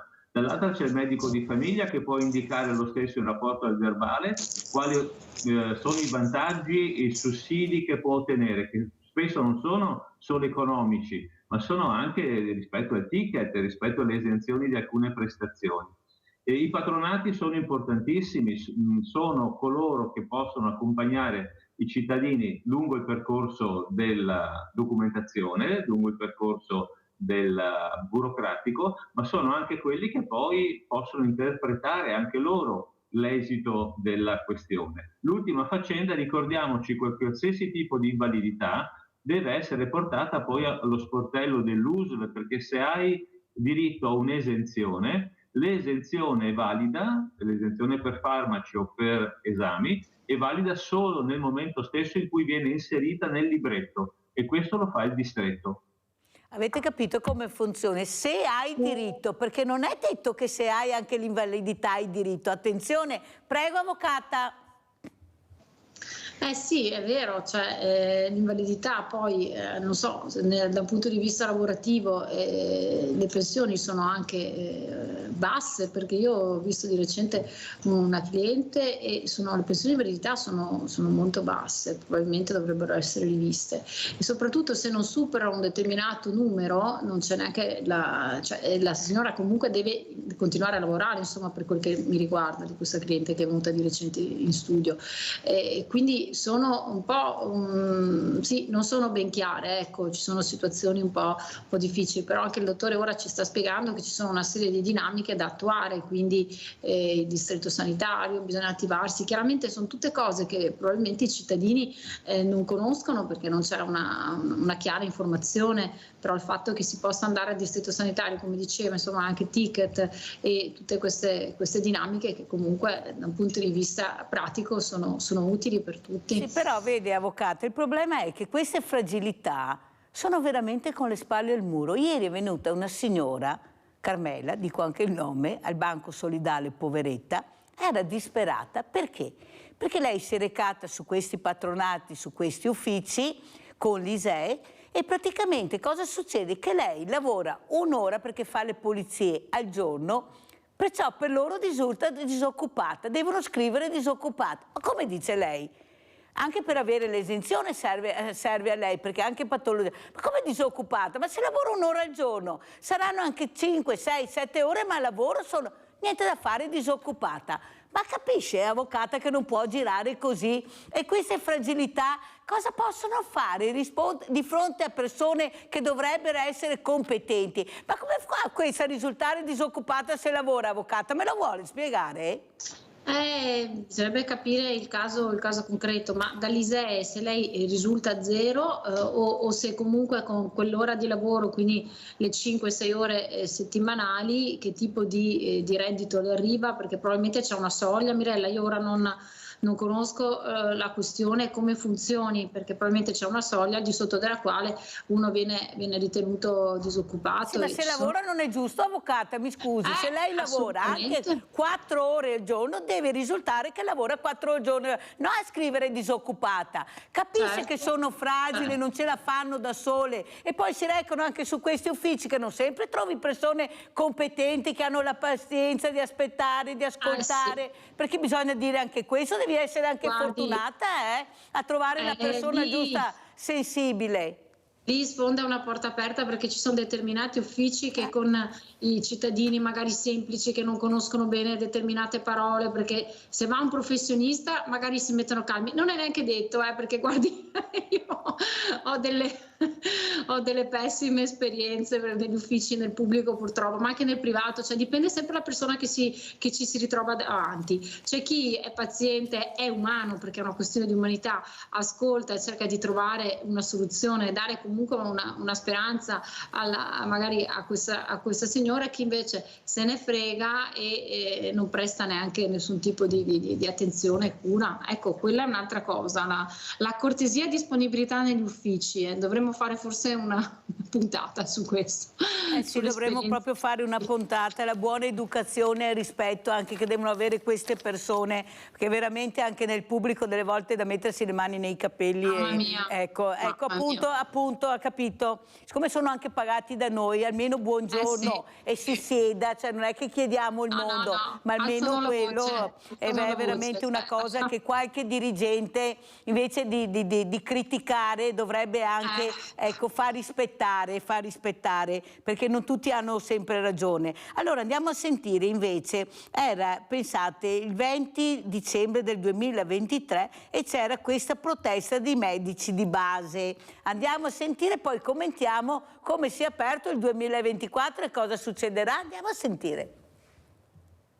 Sono anni che il medico di medicina generale si trova sotto pressioni enormi dal punto di vista delle richieste di salute, dei bisogni della popolazione, dei modelli organizzativi anche imposti dalle amministrazioni delle aziende, dalla burocrazia. Si dicono esausti, esasperati, totalmente solidali coi colleghi in sciopero e altrettanto pronti ad analoghe forme di protesta. E da Mestre la Federazione dei Medici di Medicina Generale del Veneto lancia anche l'allarme sulle nuove case della comunità che, così come sono state organizzate in Veneto, appaiono mal distribuite e non in grado di rispondere alle esigenze e ai bisogni socioassistenziali delle persone. Per ogni azienda sanitaria veneta, la CGA di Mestre Centro Studi Sintesi ha incrociato i siti delle nuove strutture finanziate dal PNRR con gli indici di densità di popolazione e di vecchiaia. È emerso che ci sono vaste porzioni del territorio che ci impiegheranno anche 30 minuti, 45 minuti per raggiungere la casa di comunità di riferimento. Parliamo soprattutto del bellunese, della parte meridionale del Veneto, quindi Polesine e Bassa Padovana, ma anche del Veneto orientale e in generale della parte periferica, quindi montana in generale. FIMC Veneto rilancia uno standard organizzativo come la medicina di gruppo, con una sede principale e studi periferici, alimentata da personale di studio in proporzioni adeguate alla densità di popolazione e ai suoi bisogni. Ma proprio il personale medico è un altro tasto dolente. I giovani medici stanno scappando dalla medicina generale a livello nazionale e non soltanto a livello veneto, perché non hanno un sostegno equo, organizzativo, non hanno sicurezza, non hanno protezione professionale, perché si trovano sparati in un sistema ancora primitivo dal punto di vista organizzativo. Noi non abbiamo un sistema regionale veneto di livello europeo. Allora, era dicembre 2023. Com'è la situazione ad oggi, dottor Scassola? Abbiamo perso il dottore. Eccolo qua. Mi senti? Sì, eccolo qua. Ok. Siamo ancora in stato di agitazione, Mirella, con la Regione Veneto, perché il nucleo centrale del problema è esattamente quello che avete spiegato benissimo nel vostro servizio. Oggi è inammissibile che un cittadino veneto abbia il proprio medico di medicina generale che non ha una segretaria. Noi e i pazienti abbiamo gli stessi problemi. Da una parte dobbiamo lavorare bene, dall'altra dobbiamo offrire il meglio di noi la popolazione e il tempo anche della comunicazione, Mirella, perché noi ci raccontiamo sempre un sacco di belle cose, dicendo quanto è importante la relazione medico-paziente, ma per curare questa relazione, per ascoltare, abbiamo bisogno del tempo che deve essere recuperato da tutta la burocrazia e dal fatto che lavoriamo nel 40% dei casi da soli. Ecco, questo credo che sia una battaglia comune che dobbiamo fare. Non stiamo facendo un veterosindacalismo contrattualistico, Mirella, noi stiamo cercando di offrire alla popolazione veneta e alla nostra qualità di vita un'occasione finalmente migliore. Quell'esempio che avete visto sulla CGA di Mestre con lo studio che stiamo facendo è un aiuto alla Regione Veneto, non è una contrapposizione. Noi diciamo alla Regione Veneto, prima di pensare alle case della comunità, che sono delle eccellenze che devono risolvere i problemi di alto livello, risolviamo prima i problemi della periferia, degli studi dei medici singoli, di quella popolazione che deve fare 40 minuti di strada in Alpago per andare alla casa della comunità. Diamo ai medici di famiglia un personale di studio adeguato che possa risolvere gran parte dei problemi. Anche, Mirella, e qui chiudo, risolvere il problema di dove devo andare con il mio certificato di invalidità. Perché una infermiera o il personale di studio ben addestrato che accoglie le persone, che è ben informato, può far risparmiare alle persone un sacco di problemi e di sofferenze, proprio con la corretta comunicazione. Però, dottor Scassola, ecco, spieghiamo anche queste invalidità. come faccio, come ha detto l'avvocata, a prendere 2 soldini con una validità che non mi permette neanche di fare determinati lavori, perché io li vedo al banco solidale, ma dove li collochi questi che non riescono neanche a muoversi delle volte? Cioè, cos'è l'invalidità per la politica? Perché io vorrei anche capire cosa vuol dire essere invalido per la politica, ecco, e che parametri, perché l'accompagnatoria ce l'hai solo se sei dritto, cioè nel senso che ecco, non cammini, perché è così, funziona così. Ma allora cosa serve l'invalidità se non mi dà quello che dovrebbe darmi un lavoro normale, rispetto, perché è il lavoro che dà rispetto alla persona. Ma dove le colloco queste persone che io le vedo veramente? Ma cosa le metti a fare queste persone? Prego, dottor Scassola, poi vuoi sentire anche l'avvocata. Guarda Mirella, oggi l'invalidità viene fatta attraverso una commissione che valuta delle carte. Raramente la persona viene visitata, quasi mai si valuta il contesto socio-economico, perché noi ci riempiamo la bocca di integrazione socio-sanitaria, ma il problema è che nelle commissioni si fa un lavoro estremamente burocratico e poco umanizzante, tra virgolette, e non si contestualizza la cornice sociale economica, perché lo scopo della commissione è riconoscere un punteggio, punto. Il punteggio poi viene inserito in una serie di diritti che il cittadino può pretendere attraverso quel punteggio, ma la commissione non ha una funzione realmente valutativa di contestualizzare. È una commissione che ti offre soltanto un'opportunità che poi tu devi cogliere in giro per gli uffici, dal tuo datore di lavoro, rispetto ai diritti anche di assistenza delle persone non autosufficienti. Cioè è una varietà talmente multiforme su cui bisognerebbe veramente fare una trasmissione apposta, Mirella. La faremo, dottor Scassolo, di sicuro. Anche vorrei per far capire cosa comporta avere questi punti di invalidità. Con questi punti cosa mi aspetta? Dove posso andare, cosa posso avere, perché qua nessuno parla niente. La trasparenza non esiste in Italia, avvocata, non esiste la trasparenza sui nostri diritti, molto sui doveri, ma sui diritti molto poco. Prego. Ma sa cos'è? A volte non c'è chiarezza. Io credo non sia chiaro al cittadino, ma a volte sono anche provvedimenti, quelli delle commissioni che diceva appunto il dottore poco fa, non trasparenti, che possono essere poi oggetto di ricorso in tribunale, appunto perché magari sono percentuali non corrette.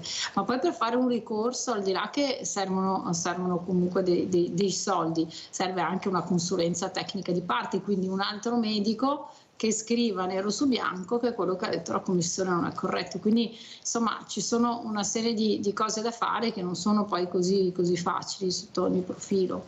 È un tema molto rilevante, bisognerebbe davvero fare qualcosa, fare intanto chiarezza, perché manca, e poi lavorarci molto, sono d'accordo.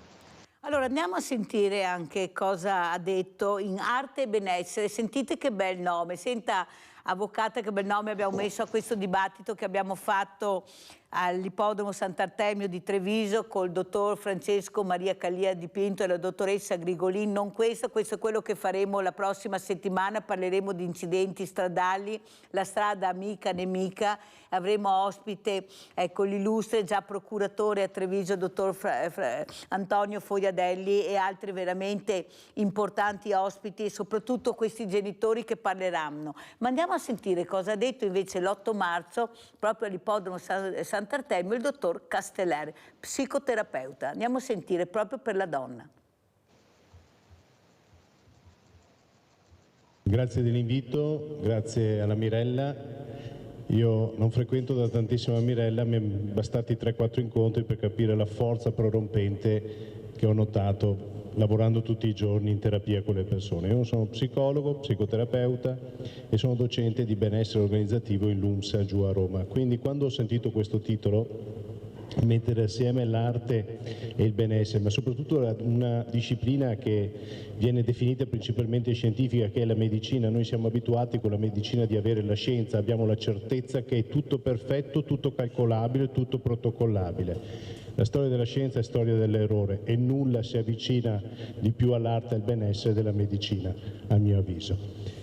Perciò quando mi è stato chiesto di porre due riflessioni sul tema del benessere e dell'arte, sono partito da un presupposto, l'autoritratto.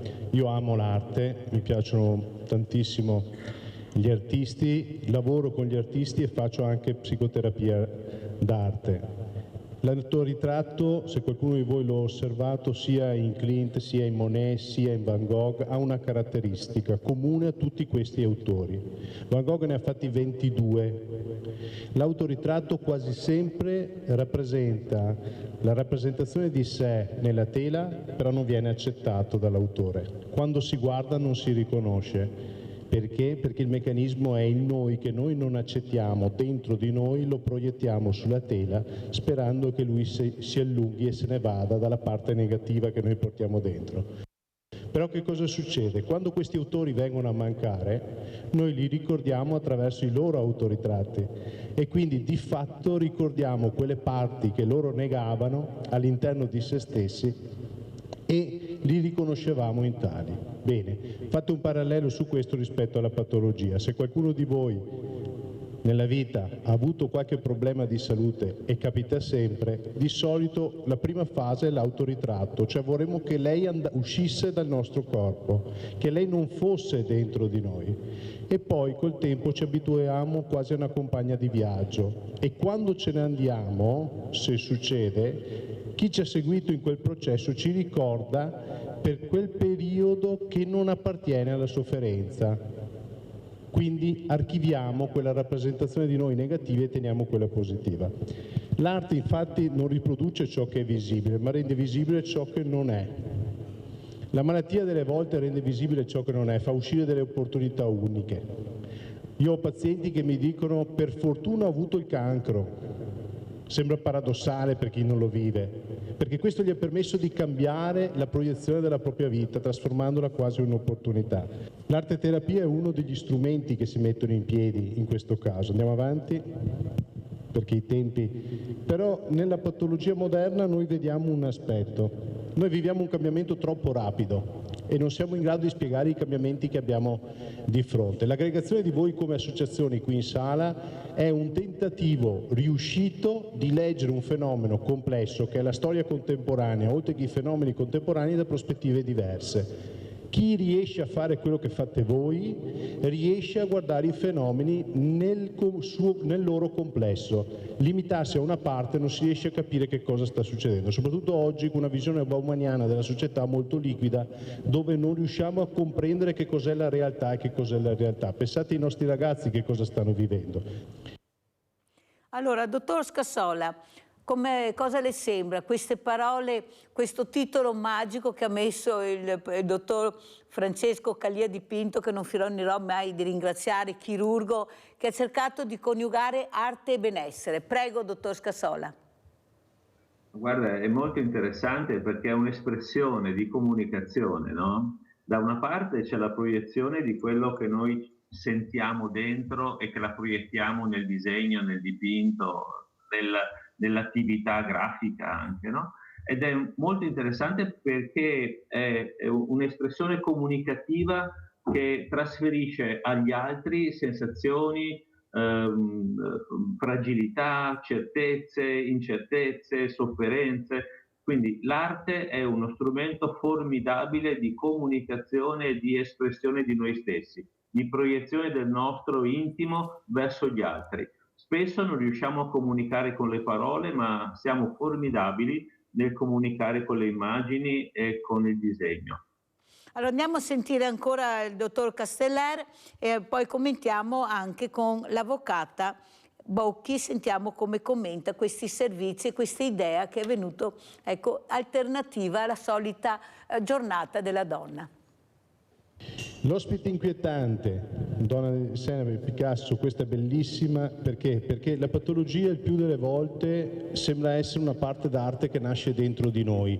Non riusciamo a comprenderla all'inizio, non riusciamo a dialogarci, non riusciamo a capire perché è successo, non riusciamo a darne una giustificazione, perché a me, perché non agli altri, e chi sono io, perché agli altri questo non è capitato. La domanda di senso che ci porta spesso la patologia appartiene molto all'arte. Raggiungere, non siamo mai contenti, mai soddisfatti, ma mai veramente presenti.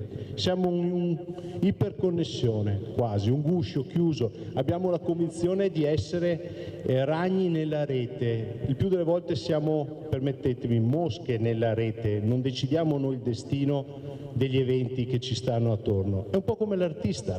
L'artista rappresenta la realtà nella convinzione di tradurla attraverso un senso comune, ma il senso comune delle volte lo troviamo dentro noi stessi, non nella visione che l'artista ha nella realizzazione dell'opera. La verità è che gli esseri umani il più delle volte sono dei simulatori. Noi ci guardiamo allo specchio, diciamo che siamo bravi, che siamo intelligenti, che ci rappresentiamo come esseri principali e importanti. Peccato che sia uno specchio nello specchio, la rete stessa crea un'immaterialità. In questi giorni ci stiamo chiedendo, la Mirella l'ha portato più volte, perché queste grandi forme di aggressività nei confronti delle donne e perché questa aggressività tra i giovani. Una delle giustificazioni è che non si vive nella realtà, non si vive nella realtà, stare nella realtà è faticoso. Pensate alla dinamica genitoriale oggi, io quello che continuo a vedere in terapia clinica è la fratellanza generazionale, cioè i genitori che sono identici ai figli, cinquantenni fotocopia dei ventenni. Ma nel momento in cui il ragazzo ha bisogno di un punto di riferimento crescendo, se il genitore è fratello, dove trova il padre e la madre? Nella società, nel soggetto forte. In passato eravamo amici dei nostri figli. Un errore anche quello, perché esiste un padre e una madre, indipendentemente dalla sessualità, esiste un padre e una madre. Avvocata, visto con quanta attenzione 3 ore di questo evento, 3 ore di assoluto silenzio e riflessione anche, direi io. Prego, Avvocata, cosa ne pensa? Ma ha detto dei concetti molto semplici ma molto veri, perché il genitore è genitore, non può essere amico, perché effettivamente, come si diceva, sono altre generazioni, cioè noi dobbiamo far comprendere ai figli ciò che è giusto, ciò che è sbagliato, che è uno dei mestieri più difficili del mondo. Dobbiamo anche essere anche severi, perché altrimenti è molto più facile dire sì che dire no, cioè quindi e poi iniziano una serie di meccanismi che sono infiniti finché sono piccoli, poi quando sono più grandi sono fuori controllo. Il fatto, mi sono annotata l'aggressività, che effettivamente forse perché non si vive nella realtà, questo è verissimo.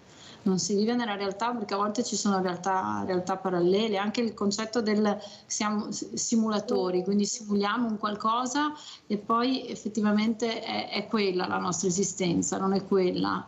Anche tutte queste continui ragazzi, guardi, io ce l'ho con i videogiochi, ma è una mia battaglia contro mio figlio, cioè nel senso che il videogioco va bene ma va tenuto lì, altrimenti si crea una realtà che non è più quella effettiva. Sentite in America cosa stanno cercando di fare, ma anche con grande difficoltà, di eliminare questi giochi terribili, devastanti per questi bambini, per questi ragazzini. Noi dobbiamo impiegarci quanti anni per capire che anche noi dovremmo fare questo? Prego, Avvocata. Grazie al sindaco di New York grazie al sindaco di New York che è partito per primo. Prego. Però vede, lì però se c'è un genitore presente finché il ragazzino, il bambino gioca, è già diverso, perché il genitore, se è lì, vede che cosa gioca, oppure se gioca con amici dove si danno appunto l'appuntamento per giocare. Però se poi diventa solo ed esclusivamente videogioco, è giusto che venga eliminato. Come in Giappone ci sono dei sindrome, c'è una sindrome drammatica, dovrebbe essere, mi pare Hokkaido si chiama, sono questi ragazzi che non escono neanche di casa, che sono chiusi dietro le tapparelle. Quindi realtà inesistenti, cioè tutto virtuale, non si vive più quello che è la vita. Poi ci sta il momento così ludico, ma ci sono anche tante altre cose, c'è lo sport. Noi qui abbiamo la fortuna di poter dare ai ragazzi e ai figli qualcosa di vero, no? Quindi un'amicizia vera, magari non virtuale, soprattutto controllare sempre quello che è il loro operato, quel che fanno, dove vanno, con chi stanno, perché effettivamente io poi mi ritrovo sulle parole che diceva prima nell'intervista al dottore, mai contenti, è vero questo, a volte non siamo mai contenti, chissà cosa vogliamo, forse non riusciamo a viverci il momento, ma parlo anche per me, sto parlando a voce alta, le dico Mirella. No, ma vale la pena, perché a mio avviso ne parliamo veramente troppo poco. Io vedo è passato l'8 marzo, però continuo a parlarne. Allora andiamo invece a sentire adesso cosa è successo proprio col ministro Nordio sul caso Ballan. Questa ragazza che noi conosciamo, che veramente ha avuto un'aggressione incredibile. Andiamo a sentire e poi continuiamo.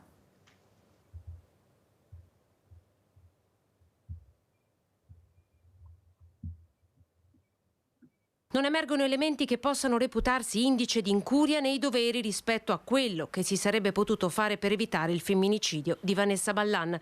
Il ministro Nordio risponde all'interrogazione del senatore leghista Gianmarco Centinaio, volta a fare luce su una possibile falla nella gestione del caso della povera mamma, aggredita brutalmente e poi uccisa in casa dall'uomo, Bujar Fandagi, con il quale aveva avuto una relazione all'indomani della denuncia per stalking depositata proprio da Vanessa nei suoi confronti. L'interrogazione voleva fare luce sul perché non fossero state disposte, a seguito della denuncia di Vanessa, in data 25 ottobre, misure cautelari per Fandagi, che aggredì a morte la donna la mattina del 19 dicembre. Il 6 novembre il fascicolo passò al PM del gruppo specializzato in reati di violenza di genere. Pochi giorni dopo fu decisa l'acquisizione dei tabulati telefonici di Vanessa. A Fandagi furono sequestrati i cellulari contenenti le immagini che l'uomo usava per ricattare la donna. Vanessa aveva sporto denuncia accompagnata dal marito Nicola Scapinello, che poi il test del DNA rivelò essere il papà del figlio che Vanessa portava in grembo. Non si può oggettivamente parlare di un ritardo nella trattazione del caso ed intendere che la mancata presentazione di una richiesta di misura cautelare al GIP da parte di 2 PM sia stata frutto di una valutazione discrezionale, continua Nordio, che all'epoca dei fatti chiese una relazione alla procura sulla morte di Vanessa. Chiude il testo il guardasigilli con l'auspicio che la recentissima norma che impone ai PM un termine di 30 giorni per la valutazione della necessità di chiedere misure cautelari possa servire ad evitare il ripetersi di gravi eventi di violenza. All'epoca della denuncia di Vanessa, infatti, la norma non era ancora in vigore. Allora, avvocata, come commenta? Qua in Italia assolvono tutti, avvocato, non ho capito, qua non c'è problema. Oppure se fai qualche piccola cosa ti va direttamente in carcere, perché se non hai soldi da pagarti un buon avvocato, chi che ha tanti soldi in carcere non ci va di sicuro, neanche se fai 2 omicidi. Ecco, noi abbiamo proprio domenica, parleremo di questi, con queste mamme che hanno perso i loro figli e non c'è veramente giustizia per loro, una giustizia veramente che sia giustizia. Piangono i loro figli che non torneranno più e si vedono queste persone tranquillamente libere. Questa è la verità. Prego, avvocata. Allora, Mirella, sul caso Ballan logicamente non abbiamo nessun tipo di possibilità di esprimere valutazioni e giudizi perché non conosciamo da un punto di vista giudiziale quello che effettivamente è accaduto. Il termine di 30 giorni per la valutazione dell'emissione delle misure cautelari, quindi dal PM al GIP, esiste adesso, ma io posso dire che era già buona prassi perché nella nostra procura di Vicenza, anzi si cerca mentre in cui arriva la querela di richiedere, se il quadro indiziario è davvero preoccupante, allarmante, di richiedere la misura, ma la si fa subito già nei 3-4 giorni successivi perché più tempo passa potrebbe essere fatale. Quindi il termine di 30 giorni esiste, ma le dico, in concreto potrebbe anche non esserci perché i pubblici ministeri si attivano anche prima. E questo è un caso davvero, davvero agghiacciante sotto tutti i profili, anche perché sentivo che sono stati anche sequestrati i telefoni, quindi i telefoni probabilmente avevano anche qualche contenuto che poteva essere di sicuro fonte di probatoria importante. Ecco, io non mi posso esprimere perché effettivamente non conosco quello che è accaduto e la misura cautelare però sarebbe stata logicamente opportuna. Invece sul fatto dell'omicidio stradale che diceva poco fa... Vediamo anche la locandina, grazie, prego avvocata. L'omicidio stradale è anche lì si apre un mondo, perché purtroppo esiste la norma, c'è, e è vero che è sempre più dilagante in tutto il Veneto, in tutta Italia, in tutto il mondo, ma soprattutto adesso, perché con la bella stagione che arriva succede veramente di tutto, ed è quel che lascia un po' di là delle pene che poi non ci sono, che poi si cerca di patteggiare, non si cerca, al di là di questo manca forse anche lì una bella educazione stradale, no? Ai nostri giovani manca un qualcosa di forte a livello del nostro territorio, che faccia vedere, lo si faceva ogni tanto qualche anno fa nelle scuole medie e superiori, molto scioccante, deve far vedere quelle che sono le immagini, lo scontro, il decesso, e far comprendere qual è il decalogo da seguire, quelle che sono le regole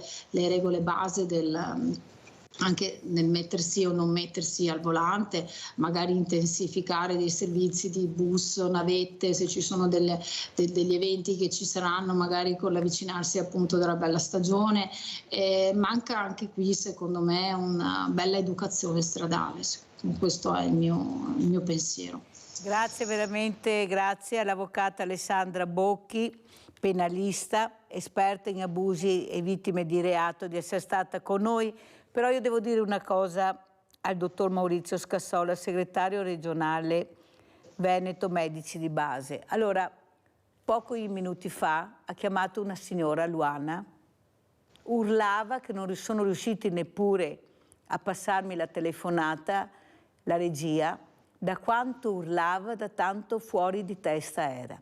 Adesso io, dottor Scassola, dopo aver fatto questa trasmissione, devo chiamare il sindaco, devo spiegargli che mi vada anche bene, che riescano a capire perché chiamo, perché molte volte è faticoso, devo richiamare non so quante volte, perché se la regia mi dice guarda che questo è un caso estremo, devi assolutamente chiamare, vuol dire che hanno capito questi ragazzi che c'è qualcosa che non va di disperato. Non sono riusciti neppure a passarmi la telefonata da quanto gridava Luana. Allora capisce, dottor Scassola, che non ci siamo proprio.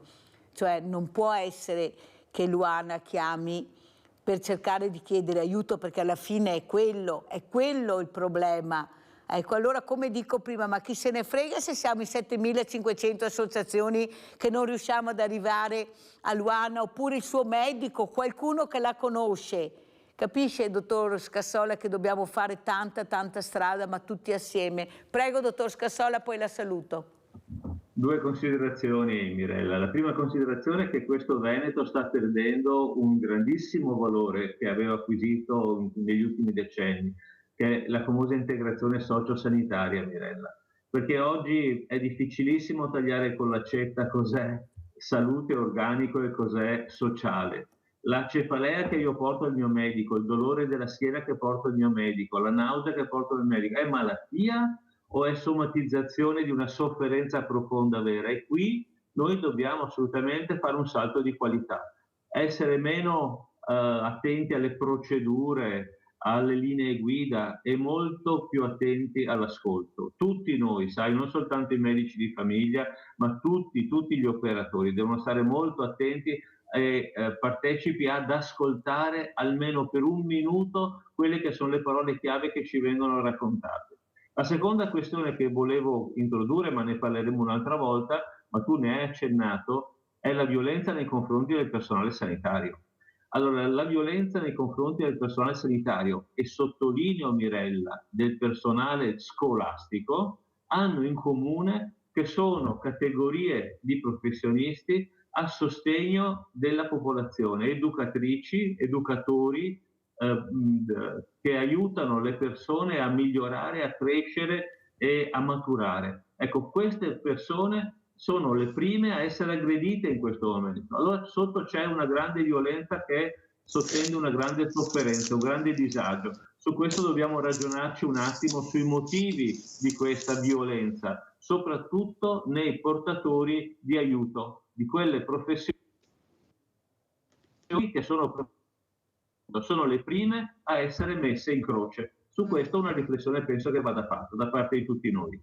è anche una trasmissione, perché questa violenza ormai è una violenza di genere, non si capisce più quale genere, perché c'è dappertutto purtroppo e bisogna continuare a parlarne e cercare di rimediare, visto che abbiamo 7.500 associazioni di volontariato, magari tutti assieme, ognuno nella sua parte, forse riusciremo ad aiutare anche questi medici, questi insegnanti, questi docenti che da soli non ce la fanno, perché anche le forze dell'ordine sono quelle che sono e le istituzioni devono intervenire in qualche maniera. Grazie anche al dottor Scassola, Maurizio Scassola, grazie ancora all'avvocata Bocchi, grazie pubblicità.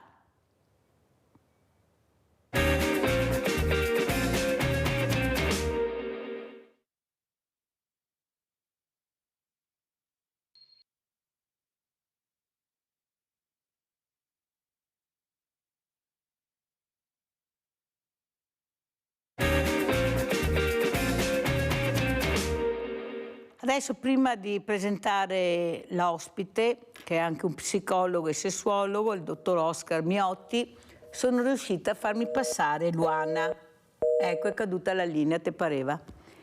Allora, riprendiamo con Luana, perché devo parlare assolutamente a Luana e mi fa un piacere enorme. Luana, mi raccomando, stai in linea col dottor Oscar Miotti, psicologo e sessuologo, che è collegato con noi da Castelfranco Veneto, perché sono veramente preoccupata di come stanno andando le cose per le fragilità. Dottor Miotti, lei ne sa qualcosa, ne abbiamo parlato spesso con lei, la ringrazio di essere qui, ma soprattutto queste porte chiuse che trovano, questo ascolto che non c'è, non sanno a chi rivolgersi, non hanno numeri e chi ha il loro numero non li passa a chi potrebbe aiutare, e questo vale per il medico di famiglia, per il medico di base, vale per il servizio sociale, vale per l'ULS, ancora 2S che vuol dire sociosanitaria, vale per i familiari che sottovalutano i casi, non ce la facciamo.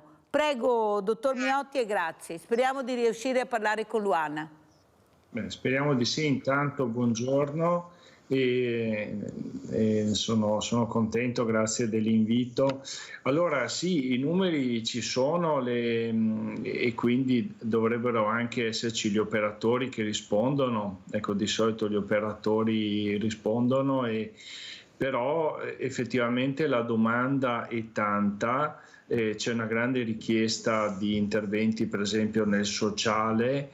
C'è un disorientamento anche perché è cambiato il nuovo reddito, non è più di cittadinanza ma di inclusione, quindi richiede delle competenze specifiche. Poi c'è il disagio psicologico e le forze stanno diventando sempre minori. Insomma, è vero che i servizi, i numeri ci sono, però gli operatori che poi possono rispondere veramente sono molto meno. Ecco, questo. Poi ci sono un sacco di servizi online che promettono di supportare le persone, però è chiaro che non sono delle bancarelle di beneficenza. Però c'è un però, dottor Miotti, lo sa che io parlo sempre a voce alta e quello che penso lo dico. Siamo sicuri che sempre dietro a queste scrivanie, a questi uffici, abbiamo delle competenze per trattare le fragilità? E questa è la mia domanda. Siamo sicuri che riusciamo veramente a capire l'importanza dei numeri che abbiamo di fragilità e l'impossibilità di intervenire? È da stamattina che io continuo a dire, dottor Miotti, che io sono stanca di sentire e di mettersi il fiore all'occhiello, il nastrino. Siamo 7.500 associazioni di volontariato, se poi sento Luana che non riesce neanche a parlare da quanto urla, da quanto disperata è, o Luciana che ha chiamato prima, sono sola, disperata, non so a chi rivolgermi, nessuno mi spiega. E pensate quante di queste persone in questo momento abbiamo nel territorio. E c'è il silenzio assoluto. Si parla molto di infrastrutture, ma si parla poco di servizi alla persona. Eppure i soldi del PNRR erano partiti anche su questa direzione, sul sociale, soprattutto sul sociale. Poi sono stati dirottati e nel sociale arriveranno molto pochi. Prego, dottor Miotti. Spero di no, Mirella. Io sono apposta anche assessore per il sociale per salvaguardare questi soldi. Allora, il problema è che le persone chiedono una mano e molto spesso talvolta chi li ascolta non riesce a intercettare la domanda. Aspetti, dottor Miotti, perché abbiamo recuperato Luana e non voglio assolutamente perderla. Luana? Tranquilla. Luana, tranquilla. Se no non capiamo niente. Non capiamo niente. Tranquilla, Luana, tranquilla. Fermati un attimo. Tranquilla, tesoro, tranquilla. Vai, piano, piano. Sogno morire, Mirella, sogno morire, andare in coma, sogno morire. Luana, quanti anni hai? 75. Aspetta, Luana, sei ammalata? Io ho sistema nervoso, sono al 100%, sono invalida al 100%. Sei a casa con qualcuno? No, sono sola. Ecco. Dottor Miotti, lascio a lei. Luana, stai in linea, stai tranquilla, stai in linea. Dottor Miotti, vuole parlare lei con Luana? Stai tranquilla, Luana, ascolta adesso quello che ti dice il dottor Miotti. Ascolta, rilassati un attimo e ascolta. Prego, dottor Miotti. Allora, Luana, intanto buongiorno. Vado, non sono più capace di parlare, dottore, sono qualche tremotuta. Lo so. Allora, sono qualche tremotuta e vado per morire. Ormai io sono... Guardi che non muore oggi, glielo assicuro. Luana, non te mori. Allora, intanto non muore, però adesso deve fare un respiro profondo, piano. Provi a fare un respiro profondo, perché se respiriamo vuol dire che siamo vivi. Perché ho sintomo, ho anche questa, che le dico, che ho un polmone che uno non riceve, e uno basso e uno alto. Allora quello che riceve va, e sino che altro vado, capisci? Sono buttata a letto, mi ho tolto una pastiglia, ha capito? Non è che faccio allora, più, provi a sono fare stanca. dei piccoli respiri regolari, perché prima era tutta agitata e quando noi respiriamo in maniera veloce, questo attiva un meccanismo proprio anche neurologico, fisiologico, che ci fa agitare ancora di più. Mi scusi, ho l'agitazione anche e il sistema nervoso, che non sono più capace o andare in coma o morire. Me l'hanno già detto tutti i dottori, tutti non più far più niente da me ormai, non far più niente, aspetto solo la morte e basta. Capisci adesso? Ecco, dottore, mi hanno detto tutti che aspetto solo la morte e basta. Chi è che te l'ha detto tutti? Dimmi chi ti ha detto questo, che devi aspettare la morte. Chi è che te l'ha detto? A Mugliano, perché ho tutte le cose qua a Mugliano. Io a Mugliano, tutte le carte a Mugliano. Ah, ok, ho capito. Abbiamo capito. Tutte le cose. Abbiamo capito. Allora, Luana, adesso metti giù il telefono. Come ha detto il dottor Miotti, rilassati, fai dei respiri piano, che poi qualcuno arriverà, te lo prometto, Luana. Me lo promettete? No, ti prometto, io vedrai che la Mirella quando dice... di parlare. No, tranquilla Luana, tranquilla che vedrai che qualcuno arriva, vedrai che... Apri la porta però, che non te ne sei a porta. Apri la porta. No. Metti giù il telefono che vedrai che qualcuno arriva. Ciao Luana, un abbraccio. Hai sentito? Oggi non muori Luana, oggi non muori, l'ha detto il dottor Miotti. Mi ascolta, mi arriva mia sorella per piacere, che non ne posso più. Va bene. Non ne posso più. Va bene. Arriva mia sorella, fa un piacere. Va bene, sì, dopo va bene. Va bene. Chiamiamo subito, Luana, subito. Tranquilla. Mi butto perché sennò cado. Ecco, buttati a letto e stai tranquilla. Ciao Luana, ciao. Ma dottor Miotti, vabbè, ma non si può. non si può.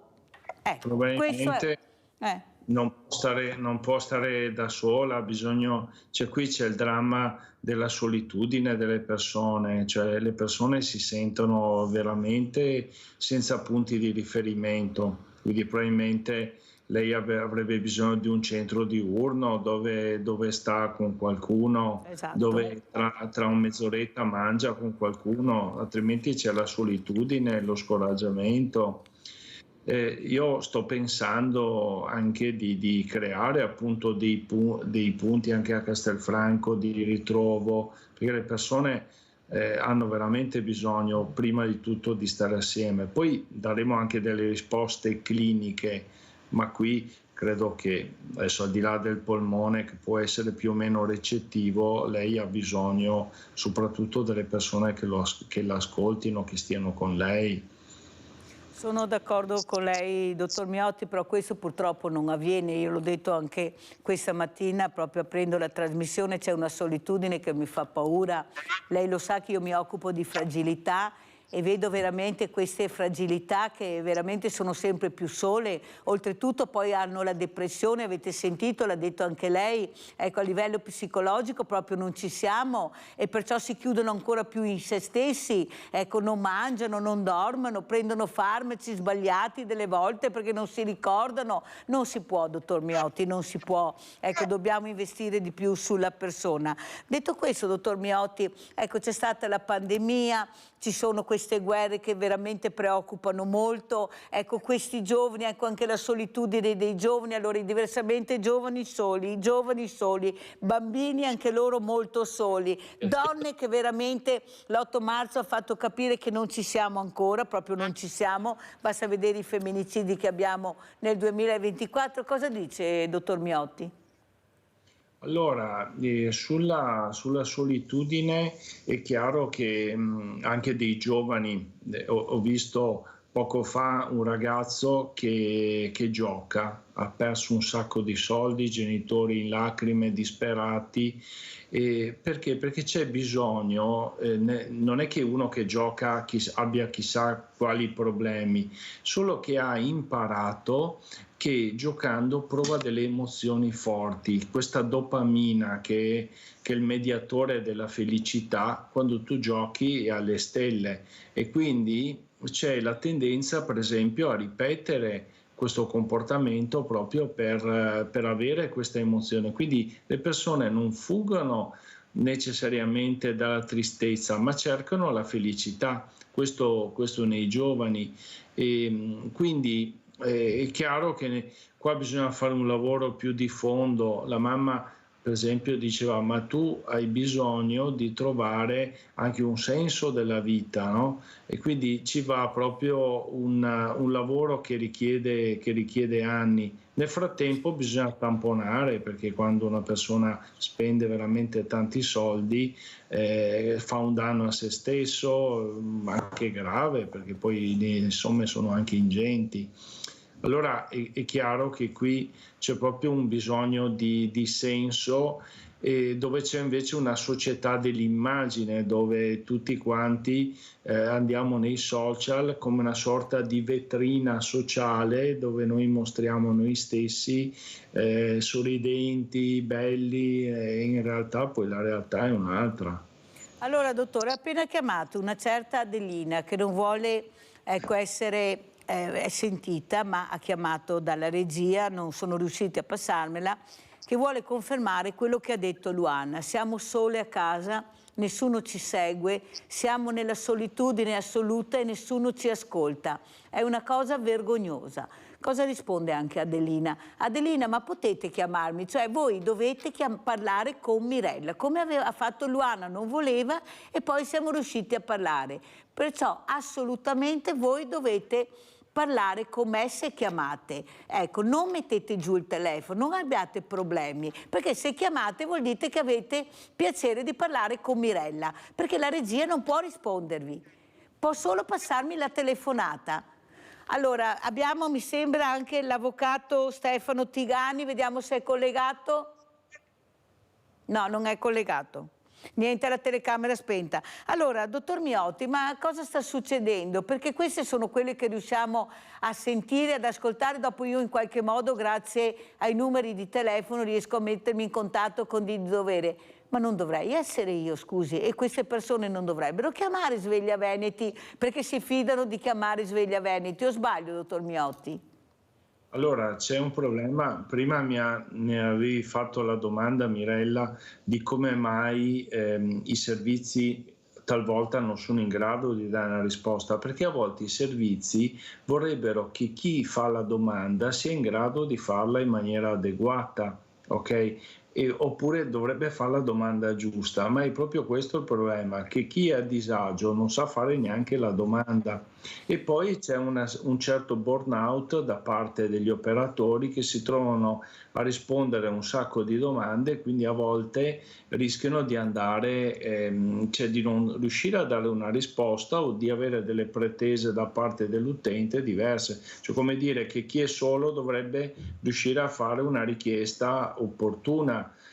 Ma è proprio perché è solo, e siccome è solo non è capace di fare una domanda adeguata. Non so se mi Sì, spiego. è stato chiaro, ci mancherebbe, dottor Miotti, lei sa parlare anche veramente in maniera semplice che si capisce. Allora salutiamo l'avvocato Stefano Tigani, eccolo qua. Buongiorno avvocato, Buongiorno, finalmente si è collegato, un po' tardi ma si è collegato. Allora, come sta andando? Qui sentiamo veramente una solitudine pazzesca, Luana che urlava disperata, Adelina che conferma a Luana questa solitudine pazzesca, ma prima abbiamo parlato di queste donne anche con l'8 marzo, ma non abbiamo salito nessun gradino, cioè siamo molto giù come scala, non ce la facciamo a difenderci. Cosa ci dice avvocato Tigani? Dico quello che state dicendo da sempre. Purtroppo la storia di tutti i giorni ci mette davanti a una realtà devastante, una realtà che è anche inaccettabile, però, perché ormai siamo nel 2024 e sentir parlare. Poi non è solo la questione dei femminicidi, perché il femminicidio è un po' la punta, seppur più grave, del fenomeno, ma di un iceberg enorme che comprende una mole di violenza inaudita che parte dai maltrattamenti familiari, che parte dal mancato rispetto, e non mi riferisco solo alle donne, ma anche a quello che è diverso da noi. C'è una cultura che ancora evidentemente non è pronta al rispetto, e parte tutto da qua, perché noi lo diciamo sempre, poi alla fine noi possiamo fare tutte le leggi che vogliamo, ma quando arrivi ad applicare la legge per trovare o non trovare il colpevole, per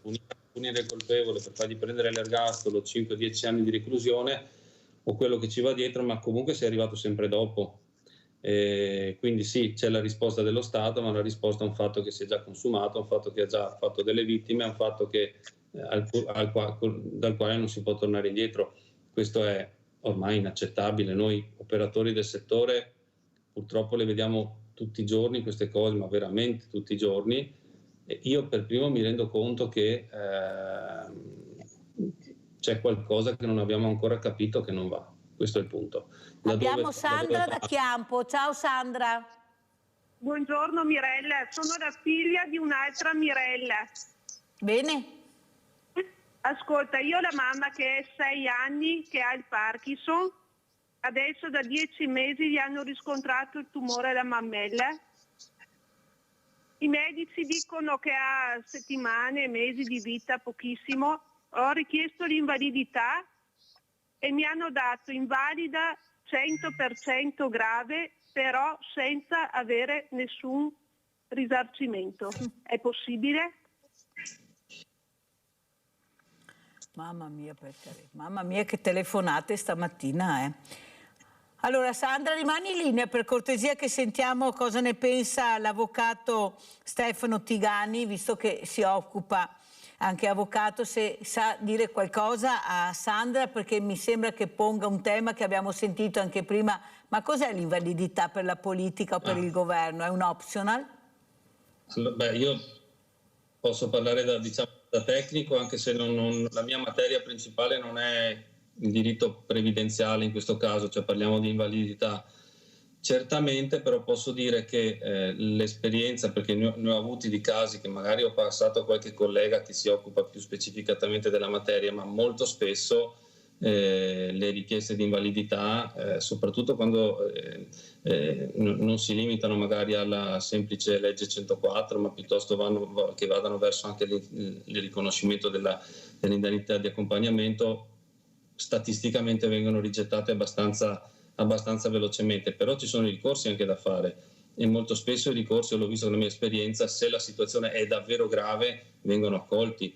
Quindi, sì, ma un ricorso vuol dire impegnare soldi economicamente, persone sono in grado... Devo dire che ci sono degli studi convenzionati che fanno delle tariffe anche, diciamo, molto basse, perché proprio per il fatto che dopo il ricorso, vincendolo, dà anche la vittoria di spese legali alla parte che lo ha fatto. Io le consiglierei di contattare uno di questi studi che fa questo tipo di ricorsi, perché fermarsi al rigetto è sbagliato che vengano rigettati velocemente le richieste di indennità, però ci sono i tribunali, posso assicurarvi che funzionano. Questo è il messaggio che posso sentirmi di dare io. Anche cosa dice il dottor Oscar Miotti, che è anche assessore, perché devo correre perché l'avvocato è arrivato anche tardi, ma purtroppo abbiamo tante domande. Non collegarmi, mi scuso tanto, ma... No, tranquillo avvocato, ci risentiamo casomai. Allora, assessore in questo caso, sa dare qualche risposta alla nostra Sandra da Chiampo? Allora, Sandra ha un diritto per quanto riguarda l'indennità, perché ha un'invalidità al 100%, deve farsi valere, perché se l'indennità c'è, prima o poi, anzi, le daranno anche gli arretrati e quindi non deve temere. Faccia anche un passaggio ai servizi sociali, giustamente come ha detto l'avvocato, ci sono delle agenzie che hanno anche magari una velocità di accedere ai tribunali o agli enti che possono erogare poi questi contributi, ma si faccia anche un passaggio ai servizi sociali del comune che le daranno queste dritte. Ecco, io vedo che gli assistenti sociali sono molto pronti e disponibili, perlomeno per le informazioni. Allora, adesso passo all'avvocato Stefano Tigani, penso lo posso dire, io l'ho conosciuto molto prima che succedesse quel tragico fatto che è stato l'inizio del rumore dell'omicidio di Giulia Cecchettin, del femminicidio di Giulia Cecchettin, e lui è l'avvocato del papà di Giulia Cecchettin. Quello che però non riesco a capire, avvocato Tigani, è che i femminicidi sono tantissimi, abbiamo aperto un 2024 terribile, ma non basta quello, ci sono gli stupri che addirittura sono aumentati. Ma cosa sta succedendo secondo lei? Lei l'ha detto prima, tutte le mattine io mi occupo di questo. Prego, avvocato Tigani. C'è una scarsa considerazione del valore della vita in generale e poi dobbiamo prendere anche atto di una cosa che io ho sempre pensato, sulla quale bisogna lavorare, è che l'uomo tendenzialmente, non tutti gli uomini evidentemente, però come caratteristica sono più violenti delle donne, c'è poco da fare. Io su questo lo dico e lo sottoscrivo, e su questo va fatto un lavoro sugli uomini, perché poi è anche vero, io me ne rendo conto tutti i giorni, che molte tragedie forse si potevano evitare anche perché magari le donne che ne sono rimaste vittima non hanno avuto il coraggio di troncare una relazione prima, perché magari sono innamorate, perché magari si spera che le cose possano migliorare, perché magari ci sono dei figli, perché magari le famiglie si vergognano, per tanti motivi spesso il rapporto non viene troncato. Poi si passa all'altra fase, magari tronchi il rapporto, comunque ti aspetta sotto casa, ti ammazza, succede anche questo. Però se non sono le ragazze, le persone, le donne innanzitutto a farsi valere in questo senso, comunque non se ne verrà fuori, perché le persone alle quali sono legate sono violente. E se non si prende atto di questo problema, io poi chiaramente non sono un medico, non sono uno psicologo, do le sensazioni, come dire, di esperienza che ho del campo, però questo è un aspetto sul quale a me piacerebbe fare una chiacchierata con chi se ne intende, perché c'è poco da fare. c'è il problema della violenza nell'uomo e poi c'è il problema della violenza che magari in un uomo più più sensibile, può anche essere controllata, può anche essere... Poi c'è l'uomo che non è per nulla violento, però se gli uomini ammazzano le donne tendenzialmente, perché è chiaro che è capitato che anche qualche donna ammazzasse qualche uomo, ma è una percentuale infinitesimale, vuol dire che c'è un problema nell'uomo, o sbaglio? No, c'è un problema nell'uomo, questo uomo che addirittura non vuole farsi curare, fa fatica, però anche la legge l'ha protetto fino all'altro giorno, perché adesso è costretto, perché i giudici si sono resi conto che bisogna fare questo cambiamento maschile, che devono fare dei percorsi, visto che abbiamo queste realtà a disposizione che possono aiutarlo, però fa fatica, deve essere costretto, sennò da solo non arriva, così dicono gli esperti e gli addetti ai lavori del cambiamento maschile. Ma perché, dottor Miotti, si fa così tanta fatica per essere aiutati a non capire, anzi, difendono l'indifendibile. Prego, dottor Miotti, veloce perché sono in chiusura. Un minuto. Mirella, su questa cosa qua magari ci risentiamo, perché gli uomini, allora veniamo in un contesto dove una certa violenza era anche ammessa per cultura, insomma, se una donna veniva colpita in adulterio, l'uomo poteva anche menarla, adesso semplifico, ok? Però secondo me dire che c'è l'uomo cattivo, certo che l'uomo è violento, ma anche per indole, poi dobbiamo anche capire... Veloce, avvocato, e sono in chiusura. Sì, allora io dico solo questo, che alla fine è giusto che gli uomini si rendano conto, ma soprattutto bisogna pensare che ci sono delle persone che hanno dei vissuti anche di sopraffazione a loro volta e devono essere compresi. Fare solamente dei lavori di controllo dell'emozione senza capire cosa la origina non si va lontani. Grazie al dottor Oscar Miotti, psicologo e sessuologo, anche assessore al sociale del comune di Castelfranco. Grazie a Stefano Tigani, che rinviteremo, speriamo di averlo anche in presenza la prossima volta, così mi risparmio una cosa e lui la sa. Mi saluti tanto papà Cecchettin e tutta la famiglia Cecchettin, da tutta Sveglia Veneti e Media Nord-Est. Veramente grazie, ci sentiamo avvocato, e adesso andiamo a mangiare con la proposta di Mirella. Buon pranzo! Insalata di carne e verdure.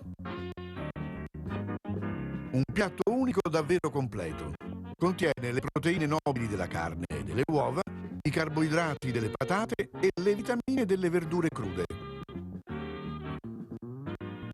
Ingredienti per 4 persone. 300 g di carne lessata. 2 uova sode. 2 patate lesse. Un cetriolo.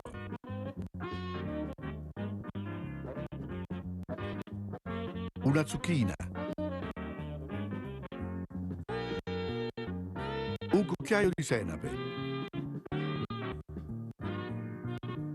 Un limone.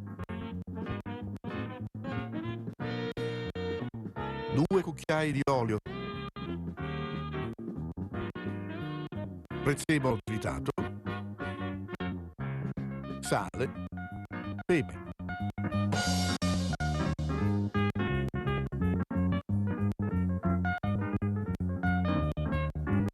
Tagliate a fettine la carne e bagnate con parte del succo del limone.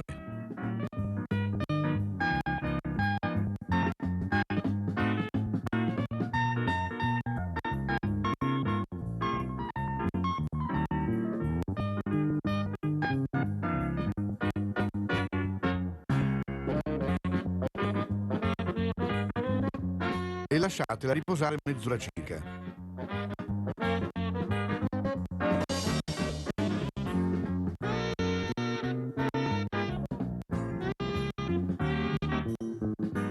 Tagliate le patate.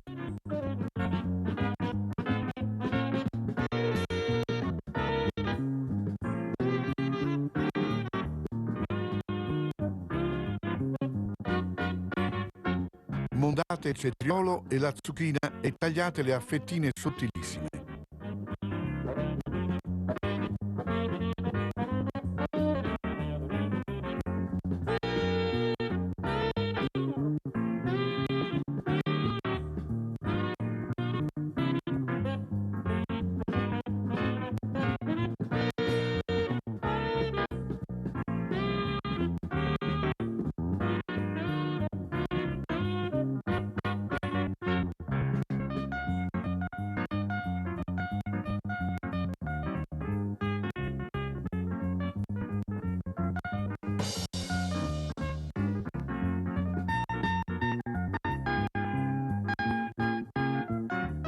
In una ciotola stemperate senape e succo del limone rimasto.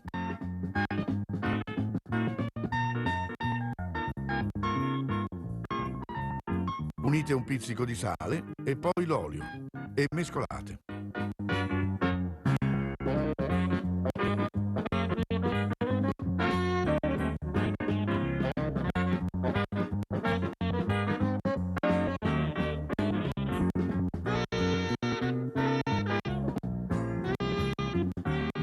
Peppate e unite anche la scorza tritata del limone.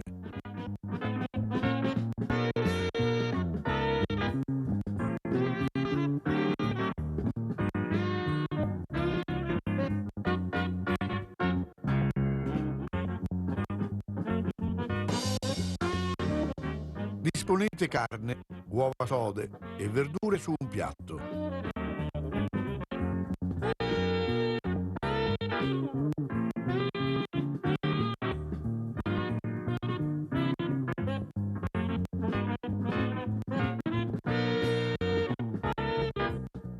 Condite con la salsa pure su un piatto, con spargete di prezzemolo.